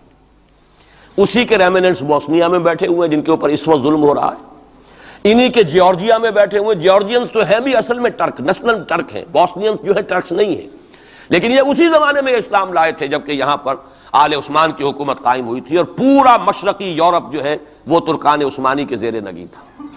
بہرحال یہ ایک سزا کا دور جو ہے وہ تو آ چکا، دوسری سزا اور سختر سزا کا دور اب آ رہا ہے۔ اس کا آغاز گلف وار سے ہو چکا ہے۔ جیسا کہ میں نے عرض کیا، ٹائم ٹیبل کوئی نہیں دیا جا سکتا، خبریں موجود ہیں، اس کے بعد یہ ہونا ہے، یہ ہونا ہے، یہ ہونا ہے، اور 8 اقساط میں ہم ندائے خلافت میں وہ مضمون شائع کر چکے ہیں جس میں احادیث میں زیادہ تر سنن ابی داؤد کی روایات ہیں، بڑی تفصیل موجود ہے، اور یہ ہے مجھے بھی پسند نہیں، آپ کو بھی پسند نہیں، اور پسند نہ ہونے کی وجہ سے زبان پر ہم نہیں لاتے، اسی وجہ سے لوگ جو ہے ناواقف ہیں۔ یہ سارے ممالک حدیث میں موجود ہے کہ مسلمانوں کے ہاتھوں سے نکل جائیں گے جنہیں یہودی گریٹر اسرائیل میں شامل کرتے ہیں۔ شام سارا، عراق سارا، مصر کا ڈیلٹا جتنا علاقہ زرخیز ہے اس کا جو بھی اچھا علاقہ ہے سارا، شمالی حجاز کا علاقہ سارا، یہاں تک کہ حدیث میں تو آتا ہے کہ مدینے کے دروازوں تک پہنچ جائیں گے لیکن مدینے میں داخل نہیں ہو سکیں گے، اللہ تعالیٰ خصوصی حفاظت فرمائے گا۔ لیکن یہ کہ مدینے کے دروازے، اب مدینے سے اوپر کتنا حجاز کا علاقہ ہے، عرب کا، سعودی عرب کا، ترکی کا بھی مشرقی علاقہ جو ہے یہ سارا موجود ہے، احادیث کے اندر موجود ہے۔ تو یہ بڑی تلخ بھٹی آنے والی ہے۔ لیکن دوسری بات جو میں عرض کرتا رہا ہوں، اب اس کے حوالے سے آئیے اس روح عرضی پر، اچھا یہ بات بھی سامنے رکھ لیجئے، یہ کیوں ہے سزا؟ سزا اس لیے ہے کہ ہم نے اسلام سے بے وفائی کی، سیدھی بات ہے۔ اللہ کو تو نہ ہم سے کوئی دشمنی ہے نہ ہمارے دشمنوں سے کوئی اس کی دوستی ہے، معاذ اللہ ثم معاذ اللہ، اس کی دوستی کہاں کفار سے کہاں ہوگی؟ نبوکدنضر کے ہاتھوں بنی اسرائیل کو پٹوایا تھا اگر، تو کیا نبوکدنضر سے دوستی تھی اللہ کی؟ اور کیا اسرائیلیوں سے اور یہودیوں سے کوئی دشمنی تھی؟ ان کو تو غرہ یہ تھا کہ نحن ابناء اللہ واحباؤہ، ہم تو اللہ کے بیٹوں کے مانند ہیں، ہمیں تو آگ بھی نہیں چھو سکتی، لن تمسنا النار الا ایاما معدودات، آئے گی بھی تو چند دن کے لیے چھوئے گی، ہمیں فوراً نکال لے گا اللہ، ہم تو اس کے بیٹوں کے مانند ہیں، چہیتے ہیں، ابراہیم کی نسل سے ہیں، ہم سب محمد کی نسل سے نہیں ہیں صلی اللہ علیہ وسلم۔ وہ تو صرف سادات جو بھی ہیں، سچے سادات ہیں یا بنے ہوئے سادات ہیں، وہی دعویٰ کر سکتے ہیں نا کہ وہ حضور کی نسل، اور وہ بھی نسل کیا ہے، حضور کی تو نہیں ہے، وہ تو حضرت علی کی نسل ہے، نسل بیٹی سے تو چلتی نہیں ہے، وہ تو بیٹے سے چلتی ہے۔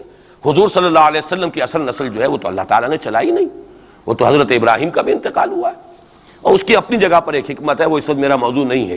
تو ہم تو نسل نہیں ہے محمد کی صلی اللہ علیہ وسلم، کم سے کم میں تو نہیں ہوں، لیکن وہ یہودی تو کہتے ہیں ہم ابراہیم کی نسل ہیں سب کے سب، تو انہیں تو یہ غرہ ہونا جو ہے یعنی معلوم ہوتا ہے کہ وزن ہے ان کی بات میں، نحن ابناء اللہ واحباؤہ، وہ ابراہیم جسے خلیل اللہ قرار دے رہا ہے اللہ تعالیٰ، میرا خلیل ہے، واتخذ اللہ ابراہیم خلیلا، جسے امام الناس قرار دے رہا ہے، انی جاعلک للناس اماما، جو ابو الانبیاء ہے جس کی نسل میں سینکڑوں نبی آ گئے، اس کی جب ہم اس کی اولاد ہیں تو اللہ کے ہاں ہمارے ساتھ تو پریفرنشل ٹریٹمنٹ ہوگا۔ یہ ان کو غرہ تھا، یہی ہمیں۔ لیکن جان لیجئے جب انہیں پٹوایا، جب قرآن مجید نے کہا فَلِمَ يُعَذِّبُكُم بِذُنُوبِكُم، ایسا ہی تمہارا غرہ ہے، تم اللہ کے چہیتے ہو تو اللہ تمہیں کیوں سزائیں دیتا رہا ہے؟ نبوکدنضر سے کیوں پٹوایا، رومن سے کیوں پٹوایا، اس صدی میں جرمنوں سے کیوں پٹوایا، لاکھوں کی تعداد کے اندر؟ معلوم ہوا کہ اللہ کا معاملہ جس قوم سے بھی ہے، کووننٹ ہے، وہ میثاق ہے ہمارا اللہ کے ساتھ، میثاق قرآن ہے ہمارا، ان کا میثاق تورات تھی، پکڑو اس کو، خذوا ما آتیناکم بقوۃ، پکڑو اس کو مضبوطی کے ساتھ جو ہم نے تمہیں دیا ہے، اگر اس سے بے وفائی کرو گے تو ہم سے کوئی تعلق نہیں، بلکہ تم مجرم ہوگے اصل۔ باقی لوگوں کے پاس تو کتاب ہے نہیں، شریعت ہے نہیں، دین ہے نہیں، ان کو تو پہنچانا تمہارے ذمہ تھا، تم تو ان کو کیا پہنچاتے، خود اس سے بے وفائی کر بیٹھے ہو، لہذا ساری دنیا کی گمراہی کی ذمہ داری بھی تمہارے کندھوں پر ہے۔ یہ ہے وہ جرم جس کی بنا پر سزا ملے گی، سزا کے مستحق ہیں ہم، اور ہم میں سب سے بڑھ کر عرب ہیں جن کی مادری زبان عربی ہے، جن کو صرف نحو پڑھنے کی ضرورت نہیں قرآن سمجھنے کے لیے، وہ تو از دل خیزت بر دل ریزت، براہ راست کمیونیکیشن قرآن سے ہو رہی ہے، وہ بے وفائی کریں تو ظاہر بات ہے مہا مجرم وہ ہیں۔ لیکن پھر غیر عرب مسلمانوں میں اس وقت روئے ارضی پر سب سے بڑی مجرم قوم 10 کروڑ مغربی پاکستانی، یہ میں ڈنکے کی چوٹ کہہ رہا ہوں اور بہت عرصے سے کہہ رہا ہوں، اس لیے کہ ہم وہ لوگ ہیں کہ جنہوں نے اسلام کے نام پر ملک بنایا۔ کوئی ملک دوسرا دنیا میں اس وقت اسلام کے نام پر نہیں بنا۔ ہم وہ لوگ ہیں پاکستان بنانے کے لیے لاکھوں جانیں مسلمانوں کی کلمہ گوؤں کی گئیں اور ہزاروں عصمتیں لوٹیں، اور نہ معلوم کتنی مسلمان لڑکیاں اور عورتیں جو ہے رہ گئیں پھر بھی ہمیشہ سکھوں کے پاس، اور وہ آئی نہیں پاکستان اس اسلام کے نام پر۔ اور کیا کیا ہے ہم نے؟ 46 برس ہو گئے، اس کہاں اسلام ہوا؟ لہذا اس سے بڑی مجرم قوم عربوں کے بعد ہم یہ کہہ سکتے ہیں ہمارا عام آدمی قرآن نہیں پڑھتا، قرآن جانتا نہیں، ٹھیک ہے، اپلی ہے کچھ نہ کچھ، اس اعتبار سے ان کے بعد نمبر ہمارا ہے، لیکن باقی پوری دنیا کے مسلمانوں سے بڑھ کر مجرم ہم۔ اور ہم اصل میں نہ صرف یہ کہ خود اپنے حصے کے مجرم ہیں، بھارت کے مسلمانوں کا بھی سارا وبال ہماری گردن پر ہے۔ آج میں چاہتا ہوں کہ اس کو آپ اچھی طرح نوٹ کر لیں۔ بھارت کے مسلمانوں نے، جسے آپ فرض کفایہ کہتے ہیں، نماز جنازہ فرض کفایہ، چند لوگوں نے بھی کسی مسلمان کی نماز پڑھ لی تو سب کی طرف سے ادا ہوگی، کسی نے بھی نہیں پڑھی تو سب مجرم ہو جائیں گے، بستی کے سب لوگ مجرم ہوں گے۔ بھارت کے مسلمانوں نے فرض کفایہ ادا کیا جب پاکستان بنوا دیا آپ کو، اور اس کی قیمت آج بھی وہ دے رہے ہیں، کھلے نعرے لگ رہے ہیں، مسلمان کے 2 استھان، پاکستان یا قبرستان، تیسرا کوئی جگہ نہیں۔ ڈنکے کی چوٹ کہا بابری مسجد کے بعد ایل کے اڈوانی نے، ہم ساری مسجدیں گرا دیں گے ہندوستان کے اندر، کوئی مسجد باقی نہیں چھوڑے۔ ڈنکے کی چوٹ، اعلانیہ، یہ سب کچھ ہو رہا، اور یہ نعرے تو نہ معلوم کب سے لگ رہے ہیں، اور نہ معلوم کب سے میں یہاں ان مسجدوں کے اندر بھی اور اپنی تقریروں میں غور کرتا رہا ہوں کہ کیا وہاں ہو رہا، لیکن ہمارے تو کان پر جوں نہیں ریگتی، ہمارے تو وہی دھندے ہیں، وہی کاروبار ہے، اپنا بزنس ہے، اس کے سارے مسئلے ہیں، اس کی اپنی بلڈنگیں ہیں، اپنی موٹریں ہیں، اپنے ٹیلی ویژن ہیں، اپنے کئی کورسز کے ڈنرز ہیں۔ اللہ خیر صلی اللہ، ہمیں بحث کیا اسلام سے؟ تو بتائیے ہم سے بڑا مجرم کون ہوگا؟ آج جو کچھ ہندوستانی مسلمان پر بیت رہی ہے اس کا جرم ہمارے کندھے پر ہے۔ یہ میں جذباتی انداز میں نہیں کہہ رہا، میں تو 2 اور 2 4 کی طرح ثابت کر سکتا ہوں۔ انہوں نے فرض کفایہ ادا کر دیا، اور اس وقت یاد کیجئے مولانا ابوالکلام آزاد، مولانا مدنی، جمعیت علماء ہند کے علماء اپنے تقدس اور اپنے تدین اور اپنے تقوی کے اعتبار سے انکویسچنیبل، کوئی شک و شبہ نہیں ہو سکتا ان کی نیت پر اور ان کے تقوی پر اور کردار پر، انہوں نے کیا کہا تھا؟ یہی کہا تھا کہ یہ پاکستان بنا کر تم مسلمانان ہند کو 3 حصوں میں تقسیم کر دو گے۔ 3 میں کہا تھا، 2 میں نہیں، 3 میں۔ حالانکہ بظاہر تو ایک پاکستان بن رہا تھا نا، لیکن یہ مولانا ابوالکلام آزاد کے الفاظ تھے کہ 25 برس سے زیادہ یہ 2 خطے یکجا نہیں رہ سکتے، اور 25 برس کیا، 24.25 برس میں ٹوٹ گیا پاکستان، 25 برس پورے نہیں ہوئے، اور ان کے الفاظ تھے یہ کہ 25 برس سے زائد جمع نہیں رہ سکتے، 24.25 برس میں ختم ہو گیا۔ 16 دسمبر 1970 کو پاکستان ختم ہو گیا کہ نہیں ہو 71 کو۔ بہرحال نوٹ کرنے کی بات ہے، ہم نے کیا کہا تھا؟ میں بھی مسلم لیگی تھا، میں نے بھی نعرے لگائے ہیں، چاہے غیر شعوری دور تھا، ہائی اسکول اسٹوڈنٹ تھا، پاکستان کا مطلب کیا، لا الہ الا اللہ، فلک شگاف نعرے لگائے ہیں، اور نوائے وقت کا پرچہ انتظار کرتے تھے اسٹیشن پر کھڑے ہو کر، حصار ریلوے اسٹیشن کے اوپر، کہ اب گاڑی آئی اور اب نوائے وقت لیا اور پھیل گئے پورے شہر میں اس کو پہنچانے کے لیے۔ ہم کیا کہا کرتے تھے؟ جی نہیں، 2 طرف سے پاکستان جو ہے مضبوط پاکستان ہوگا، ہندوستان میں کسی ہندو کو جرت ہوگی مسلمان کے لیے کوئی میلی نگاہ سے دیکھنا بھی؟ وہ سارے خواب کہاں گئے؟ وہ تو حرم ہوئے، وہ 2 طرف کا جفا تھا وہ تو ختم ہوا، اس لیے کہ وہ زنبور تو اب رہا ہی نہیں، وہ تو کھل گئی، نوٹ ہی ختم ہوئی وہ مشرقی پاکستان۔ اور حال یہ ہے کہ آپ کی وزیر اعظم بنگلہ دیش نے یہ بھی پسند نہیں کیا کہ بابری مسجد پر جو بیان تھا وہ نواز شریف صاحب کے ساتھ مشترک بیان دے دیں، یہ اشتراک بھی دنیا کے سامنے نہ آ جائے کہ مشرقی پاکستان سابقہ اور اس وقت بنگلہ دیش کی وزیر اعظم اور مغربی پاکستان جو اب وٹ ریمینز آف پاکستان کے تحت صرف پاکستان ہے، اس کے وزرائے اعظم نے مشترکہ بیان دے دیا، یہ بھی نہیں آنا چاہیے۔ یہ حال ہے ہمارا، حالانکہ بات اپنی جگہ پر کوئی ایسی نہیں تھی، کوئی سیاسی نہیں، ایک مذہبی معاملے کے اوپر اظہار رائے کرنا تھا، انہوں نے کہا نہیں، آپ کے ساتھ مشترک بیان میں نہیں دوں گی، نہیں دیا اس نے۔ تو وہ جو تھا 2 طرف سے جفا وہ تو سن 71 میں کھل گیا۔ جو ہمارا حال ہے وہ تو ہونا ہی تھا، یہ ملک بنا اسلام کے نام پر، اس کا استحکام ہو سکتا تھا تو صرف اسلام کی بنیاد پر ہو سکتا تھا، اسلام سے غداری کی، لہذا یہاں تو اب قومیتیں ہیں، یہاں تو اب ایتھنک اور ریجنل اور نہ معلوم کس قسم کی اور لنگوسٹک جو ہے نیشنلٹیز ہیں، نیشنلزمز ہیں، وہ جو ایک امت ایک وقت میں بن گئی تھی، ایک قوم، مسلم قوم ہندو کے مقابلے کے لیے وہ تو ختم ہوئی. اور حال کیا ہو گیا ہے، اس سے پہلے بھی کبھی کبھی ہندو مسلم فسادات ہوتے تھے. کیا سندھ سے مسلمان نہیں پہنچ جاتا تھا وہاں ریلیف کے لیے؟ کیا پنجاب سے اور سرحد سے مسلمان نہیں جاتے تھے؟ بہار نہیں گئے تھے؟ کیا کانپور کی مسجد شہید ہوئی تھی 1915 میں تو پوری ہندوستان سے مسلمان نہیں پہنچ گئے؟ آپ کیا کر رہے ہیں؟ مندر گرا دیے. یہاں بڑی بہادری کا کام کیا، مندر گرا دیے. شرم سے ڈوب مرنے کا مقام ہے. یہاں بھی گویا کہ ہم اپنے عمل سے اسلام کی مخالفت کر رہے ہیں. اسلام تو اجازت نہیں دیتا. آپ کسی اور کے جرم کی سزا کسی اور شخص کو نہیں دے سکتے. ہمارے پاس تو یہ سیکریٹ ٹرسٹ ہیں. یہ لوگ ذمہ وہ اپنے آپ کو منواتے نہیں، لیکن ہمارے تصور سے، اسلام کے تصور سے ذمہ ہیں. ان کی جان، مال، عزت، آبرو، ان کی عبادت گاہوں کی حفاظت کا ذمہ ہے ہمارا. لیکن بڑی بہادری کی ہے. ذرا سوچئے تو صحیح، کیا دنیا نے سوچا ہوگا اور نتیجہ کیا نکلا؟ اگر کسی درجے میں بھی بابری مسجد کی شہادت پر کوئی دنیا میں کوئی رائے عامہ ہو سکتی تھی کوئی ہندوستان کے خلاف، ختم ہو گئی. جو انہوں نے کیا 10 گنا تم نے کر لیا. انہوں نے ایک مسجد گرائی ہے، تم نے اتنے 100 کہتے ہیں، پتہ نہیں مجھے تو معلوم نہیں 100 گرائے کتنے گرائے ہیں. بہرحال جتنے مندر تھے تم نے گرا دیے. فرق کیا ہے؟ ایک کردار ہے تمہارا، ایک ہی تمہارا اخلاق ہے، ایک ہی تمہارا معیار ہے، کوئی فرق ہی نہیں. بلکہ وہاں تو کم سے کم یہ تو رہا ہے دنیا کی آنکھوں میں دھول ڈالنے کے لیے کم سے کم یہ کہ فورن منسٹری جو ہے اس نے ریزائن کیا. ہم نے مان لیا جی ہم نہیں کر سکے، ہم مجبور ہیں. حالانکہ سب ان کی اجازت سے ہوا ہے، بلکہ ان کی ملی بھگت سے ہوا ہے. لیکن یہ کہ کلیان سنگھ نے فوراً استعفیٰ دے دیا، منسٹری ختم. پھر وہ بھارت کی مرکزی حکومت نے اور بھی پارٹیز کو بھی بین کر دیا. اور اس کے بعد یہ ہے کہ انہوں نے حکومتیں بھی 3 اور صوبوں کی توڑ دی. وہ تو سرخرو ہو گئے پوری دنیا کی جو رائے عامہ ہے. ہم اس کے سوا کیا کر سکتے ہیں؟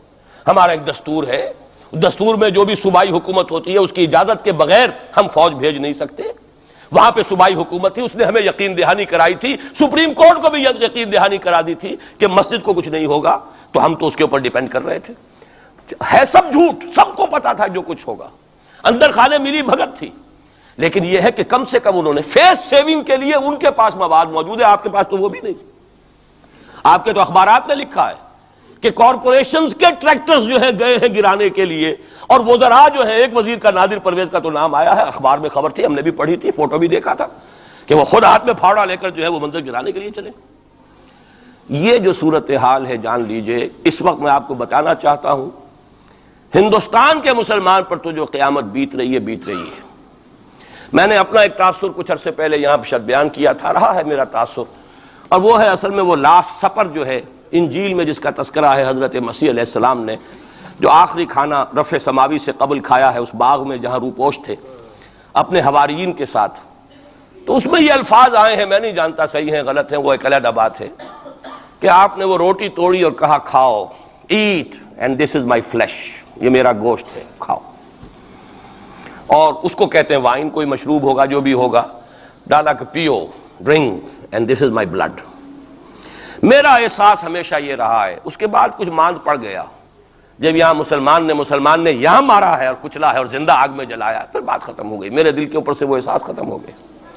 وہاں ہندو کے ہاتھوں جب مسلمان کے ساتھ یہ کچھ ہوتا تھا تو پھر جب میں کھانا کھاتا تھا محسوس کرتا تھا کہ میں ہندوستانی مسلمان کا گوشت کھا رہا ہوں اور ہندوستانی مسلمان کا خون پی رہا ہوں. یہ ہمیں عیش جو یہاں حاصل ہے، جو آرام حاصل ہے، جو ہمیں یہاں پر سہولتیں حاصل ہیں، جو معاشی اس کی کاسٹ پر ہے. اس نے آپ کو یہ ملک لے کر دیا اور آج تک اس کی قیمت ادا کر رہا ہے. اور ہم جو ہے عیش کر رہے ہیں، گل چھرے اڑا رہے ہیں. یہاں جس کے پاس 2 پیسے ہو گئے برقع اتار کے اس نے پھینک دیا. یہ معلوم ہوتا ہے کہ یہ تو مفلسی کو چھپانے کا ذریعہ تھا. 4 پیسے ہوں، اچھے کپڑے پہنے ہوئے ہوں، میک اپ صحیح کیا ہوا ہو تو پھر برقعے کی کیا ضرورت ہے؟ اور میں نے شاید سنا ہے آپ کو، مجھ سے تو چند لڑکیوں نے یہ الفاظ کہے باقاعدہ. میں جب پریکٹس کرتا تھا لاہور میں کرشن نگر میں، تو ایک گھرانے کی، اور مجھے معلوم ہوا کہ ان کے والد انتہائی نیک تہجد گزار. کئی لڑکیاں تھیں بہنیں، ایک ہی تقریباً عمر 200 سے 1.5 سال کی. کبھی وہ آتی تھی کلینک میں میرے تو برقعے سمیت، کبھی آ رہے ہیں تو بغیر برقعے کے. تو میں نے پوچھا یہ کیا تماشا ہے آپ لوگوں کا، کبھی بغیر برقعے کے کبھی برقعے سمیت. صاف جواب دیا. میں ان کے الفاظ کوٹ اینڈ کوٹ میں ان کے الفاظ کوٹ کر رہا ہوں. ڈاکٹر صاحب جب ہمیں کوئی میک اپ کرنے کا، کپڑے بدلنے کا موقع نہیں ملتا تو ہم برقع پہن لیتے ہیں، اور جب ہمیں موقع ملتا پھر ہم برقع کائے کو پہن. تو گویا کہ اس کو چھپانے کا ذریعہ برقع ہے کہ کپڑے میلے ہیں، میک اپ نہیں کیا تو لہذا برقع پہن لیا جائے. یہ ہے حال پاکستان میں اسلام کا جو ہم نے بنایا ہے. تو میں جو کچھ دیکھ رہا ہوں وہ یہ ہے کہ ہندوستان میں تو قیامت، اب وہاں جو آفیشیل فگرز ہیں 1000 1200 کتنے ہیں، لیکن کم سے کم 10,000 آدمی، اور اب یہ چین ہے فسادات کی. کل کے اخبار میں احمد آباد کی تھی، کبھی کہیں ہے کبھی کہیں ہے. اور واقعہ یہ ہے کہ تبصرے یہ ہو رہے ہیں کہ ہندو فنڈامنٹلزم از آن دی رائز. یہ جو کچھ ہوا ہے، جتنا بھی اس کے اندر ان کو گرایا گیا ہے، ان کی حکومتیں گرائی گئی ہیں، اس سے انہیں تقویت حاصل ہو رہی ہے. They are getting stronger and stronger. Congress کے لیے اب اپنی جو ہے جان بچانی مشکل ہے، اور اس وقت سب سے بڑا ان کے لیے جو ہو گیا وہ یہ ہے کہ وہ کمیونسٹوں کی سپورٹ کے بغیر چل نہیں سکتے. اور کمیونسٹ جو ہے وہ ان کی جو اس وقت وہ امریکہ کے زیر اثر جو اپنی اکنامک پالیسیز چینج کر رہے ہیں اس کا ساتھ دینے کو تیار نہیں. تو یہ ڈائلیما ہے. جبکہ ادھر جو ہے وہ بالکل جو ہندو ذہن ہے وہاں کا ریوائولسٹ ذہن وہ پوری طریقے سے قائم. تو اب اس وقت میں اس کے حوالے سے عرض کر رہا ہوں کہ ہندوستان اور پھر پاکستان کو علیحدہ نہ سمجھیے، اس لیے کہ ہندوستان کو اگر انہوں نے مسلمانوں سے یا اسلام سے خالی کرا لیا تو پھر ان کے بعد ان کا ٹارگٹ جو ہے پاکستان تو ہے ہی ہے. ہم تو ان کے ٹارگٹ نمبر 1 ہیں. ذہناً انہوں نے کبھی پاکستان کو تسلیم نہیں کیا. اور ہمارا اب ساتھی ہے کون؟ اللہ پر تو نہ یقین نہ اس سے ہمارا تعلق. جو معاملہ نہ دارت سخن آشنا نہ باشد. اللہ سے تعلق کیا ہے ہمارا؟ اللہ سے کون سی دوستی ہے؟ اللہ کیوں ساتھ دے ہمارا؟ ہم تو مجرم ہیں نمبر 1 اس کے. اور باقی دنیا میں جن پر سہارا تھا، جن پہ تکیہ تھا، وہی پتے ہوا دینے لگے. وہ تو بالکل امریکہ کی پالیسی معلوم ہوتی ہے کہ ہمیں تو ہاتھ پاؤں باندھ کر جیسے ہندو کے سامنے ڈال دیا جائے. کبھی وہ ٹیررسٹ اسٹیٹ قرار دینے کی دھمکی آ جاتی ہے، فیلرز کی شکل میں آ جاتی ہے. یہ فیلرز دیے جاتے ہیں اس لیے تاکہ بات پہنچ جائے. اگر صرف بات اس طریقے سے انڈائریکٹلی پہنچنے سے مطلوبہ مقصد حاصل ہو جائے تو خام خواہ براہ راست کہنے کی ضرورت کیا ہے؟ مطلب تو حاصل ہو. سب نے سجدہ سہو کیا ہوا ہے. ہمارے ہاں ہر ادارہ سجدہ سہو کر چکا امریکہ کے سامنے. Total surrender. اور یہ بات جو قاضی حسین احمد صاحب کہہ رہے ہیں 100% درست کہہ رہے ہیں. 100% درست کہہ رہے ہیں. ٹوٹل سرنڈر، چاہے وہ بے نظیر ہو، چاہے وہ نواز شریف ہو، اور چاہے وہ کوئی اور ادارہ ہو آپ کا جو یہاں پہ قوت کا اصل سرچشمہ ہے اور منبع ہے، سب کے سب 100% جو ہے اس کے سامنے سجدہ کر چکے. یہی وجہ ہے کہ وہ بے نظیر کا ساتھ نہیں دے رہے. بے نظیر کا ساتھ کائے کو دے؟ اگر نواز شریف ان سے بڑھ کر، ہم بھی ہیں دربار کے، اگر یہ کہنے کے لیے وہ ان سے بڑھ کر تیار ہو تو اسے کیا ضرورت پڑی ہے؟ اس کی کون سی کوئی رشتہ داری ہے بے نظیر کے ساتھ یا کسی اور کے ساتھ؟ ہاں اگر نواز شریف کہیں کسی جگہ پر بھی کوئی اپنے پاؤں کو گھسیٹتا، ڈریگ کرتا اپنے فیٹ کو، کہیں کوئی رکاوٹ ڈالتا، پھر ٹھیک ہے، پھر اس کو آلٹرنیٹ لانے کے لیے تو کوئی ہے نہ کوئی سوال. لیکن جب وہ ان سے بڑھ کر نیاز مند ہوں، ان سے زیادہ بڑھ کر سجدہ کرنے کو تیار ہوں، ان سے بڑھ کر کہیں ہم شریعت کورٹ ہی کو اٹھا کے پھینک دیں گے اگر سود کا معاملہ جو ہے شریعت کورٹ کے حوالے سے ہمارے لیے مصیبت بنا، سود تو دیں گے، چلے گا، لائیے خدا کے لیے لائیے، پیسہ لے کے آئیے، ہمارے ملک میں آئیے، پیسہ لگائیے. اور یہ سود وود کا یہ کوئی مولوی لوگ ہیں پاگل جو کہتے ہیں کہ یہ کوئی حرام ہے، اور کوئی پاگل ہمارے شاید وہ کورٹ والے بیٹھے ہوئے تھے جنہوں نے اسے کہہ دیا کہ بینک انٹرسٹ بھی جو ہے ربا ہے.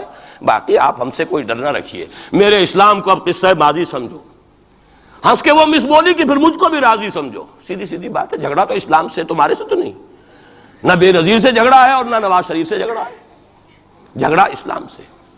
اس حوالے سے بہت برا وقت آ رہا ہے. اور اس میں ایک پہلو میں اور چاہتا ہوں کہ آپ حضرات کے سامنے بیان کر دوں. پوری دنیا میں تو فنڈامنٹلسٹ مشہور ہو گیا مسلمان، پوری دنیا کا ذرائع ابلاغ لگے ہوئے ہیں. اصل فنڈامنٹلزم جو ہے، بلکہ 2 باتیں عرض کر دوں. ریشزم پوری دنیا میں بدنام گالی، اور اصل ریشسٹ ملک اسرائیل، اسے کوئی کچھ نہیں کہتا، اس لیے کہ وہ مذہبی ریاست نہیں ہے، وہ تو بلکہ یہودیت ہے ہی نسلی مذہب. ساؤتھ افریقہ کیا ہوگا کوئی نسل پرست قوم یا نسل پرست ملک؟ وہ تو کچھ بھی نہیں تھا. اصل جو نسل پرست ہیں وہ تو یہودی ہیں، انہیں کوئی کچھ نہیں کہہ رہا. ریشسٹ وہ فنڈامنٹلزم اصل جو چلا ہے وہ ہندوستان میں چلا ہے، بدنام پوری دنیا میں مسلمان ہو گیا. لیکن اب اس کا میں بلیم نہ امریکہ کو دے سکتا ہوں نہ کسی اور کو. یہ تو اے باد سبا ہی ہم آوردہ توستی، ہمارا اپنا کیا دھرا ہے. میں آپ کو ایک حوالے سے بتا دینا چاہتا ہوں. ہمارے ہاں علامہ مشرقی اٹھے، چپ راس چپ، چپ راس چپ، اور بیل چاپ پورے ہندوستان کو دہلا دیا. دہل گئی زمین ہندوستان کی، راس کماری سے لے کے درہ خیبر تک. اور بڑے بڑے نوٹیبلز، یہ تحریک اتنی عظیم تھی، اتنی آرگنائز تھی. آپ کو معلوم ہے یہ تالپور برادران جو ہے، دونوں بھائی جو تھے، یہ خاکسار تھے. بڑے بڑے لوگ سندھ میں، فرنٹیئر میں، پنجاب میں، ہر جگہ پر. اور ایسی زبردست آرگنائزیشن بالکل ملٹری والی، ان کے سارے قواعد ملٹری کے. لیکن ہوا کیا؟ آر ایس ایس 1925 میں قائم ہوئی ہے اسی کے رد عمل میں. ہندو سویا ہوا تھا، انہوں نے دیکھا یہ مسئلہ اٹھ گیا ہے، اتنا زبردست اٹھ گیا ہے، اس زور شور کے ساتھ اٹھ گیا ہے، اس کی چپراس جو ہے وہ زمین جو ہے لرز رہی ہے، اس سے تو اٹھنا پڑے گا نا. لہذا باقاعدہ جو آر ایس ایس 1925 میں قائم ہوئی ہے اسی کے رد عمل میں، اور اس مقصد کے ساتھ، ڈکلیئرڈ مقصد، ہندوؤں کو متحد کیا جائے تاکہ وہ بھرپور طریقے سے مسلمانوں کا مقابلہ کر سکیں. ہندو واد آن دی ڈیفینسو. لیکن 1925 سے لے کر آج تک کتنے سال ہو گئے؟ 67. 67 برس تک ایک جماعت کا حوصلہ دیکھیے، اس کا ظرف دیکھیے، آج تک سیاست میں حصہ نہیں لیا. پاور پالیٹکس سے کوئی تعلق نہیں. 67 لانگ ایئرس. اتنی فالوئنگ ہے کہ ویسٹ میں تو اتنی موٹی موٹی کتابیں چھپی ہیں. شکاگو یونیورسٹی سے اتنی موٹی کتاب تھی، برادرہڈ ان سیفرن، آر ایس ایس کے اوپر ڈاکومنٹ. 25 لاکھ ان کا اس وقت کارڈر موجود ہے جو کہ ان کا ٹرینڈ ہے والنٹیئر. لیکن وہ جماعت الیکشن میں نہیں آئی. کچھ اپنے اثر تحت کچھ اور لوگوں کو لڑو. اور آپ نے نام بھی نہیں سنا ہوگا، اس کے 3 امیر یا گرو جو ہیں گزر چکے ہیں، تیسرا ہے اس وقت. پہلا ڈاکٹر بالی رام ہیجواڑ، کسی نے نام سنا آج تک؟ کوئی پرسنل پبلسٹی کی کوشش کی؟ اس نے کام کیا. دوسرا مہادیو گولوالکر گرو جی، کسی نے نام بھی نہیں سنا ہو. اس وقت کون ہیں؟ بالا صاحب دیورس. یہ 3 ان کی عمارتیں کہہ لیں یا جو بھی کہہ لیں، خلافتیں ہیں جو آئی ہیں، اور ایسا منظم نظام ہے، لیکن کہیں سیاست میں حصہ نہیں. ہمارا فنڈامنٹلی سیاست کے میدان میں آ کے زیرو ہو چکا. پہلے تو علامہ مشرقی اٹھے تھے، وہ تو ویسے ہی ایک جوش کے اندر آ کر ایک خاص جذباتی کیفیت میں اپنی موومنٹ کو کال آف کر کے بیٹھ گئے. 10 لاکھ آدمی، غالباً 10 لاکھ کی فگر تھی، 10 لاکھ یا 1 لاکھ جتنے بھی تھے، میں فگر کے بارے میں نہیں کہہ سکتا، دلی میں جمع نہیں ہوں گے تو میں پارٹی کو ڈسبینڈ کر دوں گا. وہ چند افراد کی کمی رہ گئی تھی اس فگر سے، تو اسی غصے میں آ کر پارٹی ڈسبینڈ، ختم. اب وہ خاکسار ہمارے ہاں تو رہ گئے ہیں، کبھی کسی خاص سیریمنی کے موقع پر کچھ سلامی دینے کے لیے چپراس کرتے آ جاتے ہیں بیچارے. وہ ان کے تو کوئی نام و نشان بس اس معنی میں ہے کہیں. اللہ اللہ خیر سے. اصل فنڈامنٹلسٹ آرگنائزیشن جماعت اسلامی ابھری، لیکن اس نے پاکستان میں آتی پاور پالیٹکس کے اس کے اندر اپنے آپ کو دفن کر کے زیرو کر دیا. وہاں یہ معاملہ چل رہا ہے. یہ ہے اصل میں جو فرق آپ کو سمجھنا چاہیے. یہ 1925 یہ جو دوسری جماعتیں ہیں، وی ایچ پی ہے، وشوا ہندو پریشد، یہ اس کی ایک ذیلی تنظیم ہے، جیسے جماعت اسلامی کی ذیلی تنظیمیں ہیں اسی طرح کی ذیلی تنظیم ہے. آر ایس ایس خود کبھی نہیں آئی پالیٹکس میں، اور 2 مرتبہ تاریخ میں اس کو بین کیا جا چکا ہے ہندوستان میں. چونکہ آر ایس ایس کا آدمی تھا جس نے گاندھی کو ایسیسینیٹ کیا تھا 1948 میں. دی پارٹی واز بینڈ. اس کے بعد جب اندرا گاندھی کا دور آیا ہے وہ ایمرجنسی کا، اس میں بھی پارٹیز اس نے بین کی تھی، آر ایس ایس بھی بین ہوئی ہے، لیکن ہر مرتبہ پہلے سے زیادہ ابھر کر آئی ہے وہ. اور آج یہ سب کے سب وی ایچ پی والے، بی جے پی والے، یہ سب در حقیقت آر ایس ایس کے آدمی، اور یہ ان کا ڈکلیئرڈ ایم اب بن چکا ہے. اور حالات جو ہیں، ہم اس سزا کے بالکل مستحق ہو چکے ہیں. اسیاں سے کبھی ہم نے کنارہ نہ کیا، لیکن تیری رحمت نے گوارا نہ کیا. یہ تو ہو سکتا ہے اب بھی ہم اسی اللہ کی رحمت پر تو ادھار کھا سکتے ہیں، لیکن واقعہ یہ ہے کہ ہم اس سزا کے بالکل مجرم ہو چکے ہیں اور مستحق بن چکے ہیں. اور نظر یہ آ رہا ہے کہ اب حالات ہمارے لیے زیادہ سے زیادہ پیچیدہ سے پیچیدہ، مشکل سے مشکل، اور زیادہ سے زیادہ جو ہے گمبھیر ہوتے چلے جا رہے ہیں. بھارت میں ہندو فنڈامنٹلزم بڑی تیزی کے ساتھ ایک طوفانی شکل کے اندر آیا ہے، اور بھارت میں تو مسلمان تنظیم کوئی ہے ہی نہیں. آپ کے شاید علم میں آیا 2 جماعتیں بین کر دی، جماعت اسلامی بین. ارے جماعت اسلامی بھارت کی جو اصل جماعت ہے وہ تو ایک علمی کام کرنے والی، دعوتی کام کرنے والی، قرآن مجید کے تراجم شائع کی، سیاست میں تو ہے ہی نہیں ہوا. لیکن یہ کہ اس کا اور سوال ہی پیدا نہیں ہوتا ٹیررزم کا یا کسی درجے میں بھی کوئی اس طرح کی ایکٹیویٹی جماعت اسلامی. لیکن وہ ہے نا کہ وہ ترازو کا ایک پلڑا اگر ادھر 3 کو بین کیا تو ادھر بھی 2 تو ہوں کم سے کم، وہ جماعت اسلامی بھی بین ہوگی. ہاں کشمیر میں جماعت اسلامی کا ایک رول ہے، لیکن کشمیر کی جماعت اسلامی علیحدہ جماعت اسلامی ہے، وہ ہندوستان کی جماعت اسلامی سے اس کا تعلق نہیں ہے.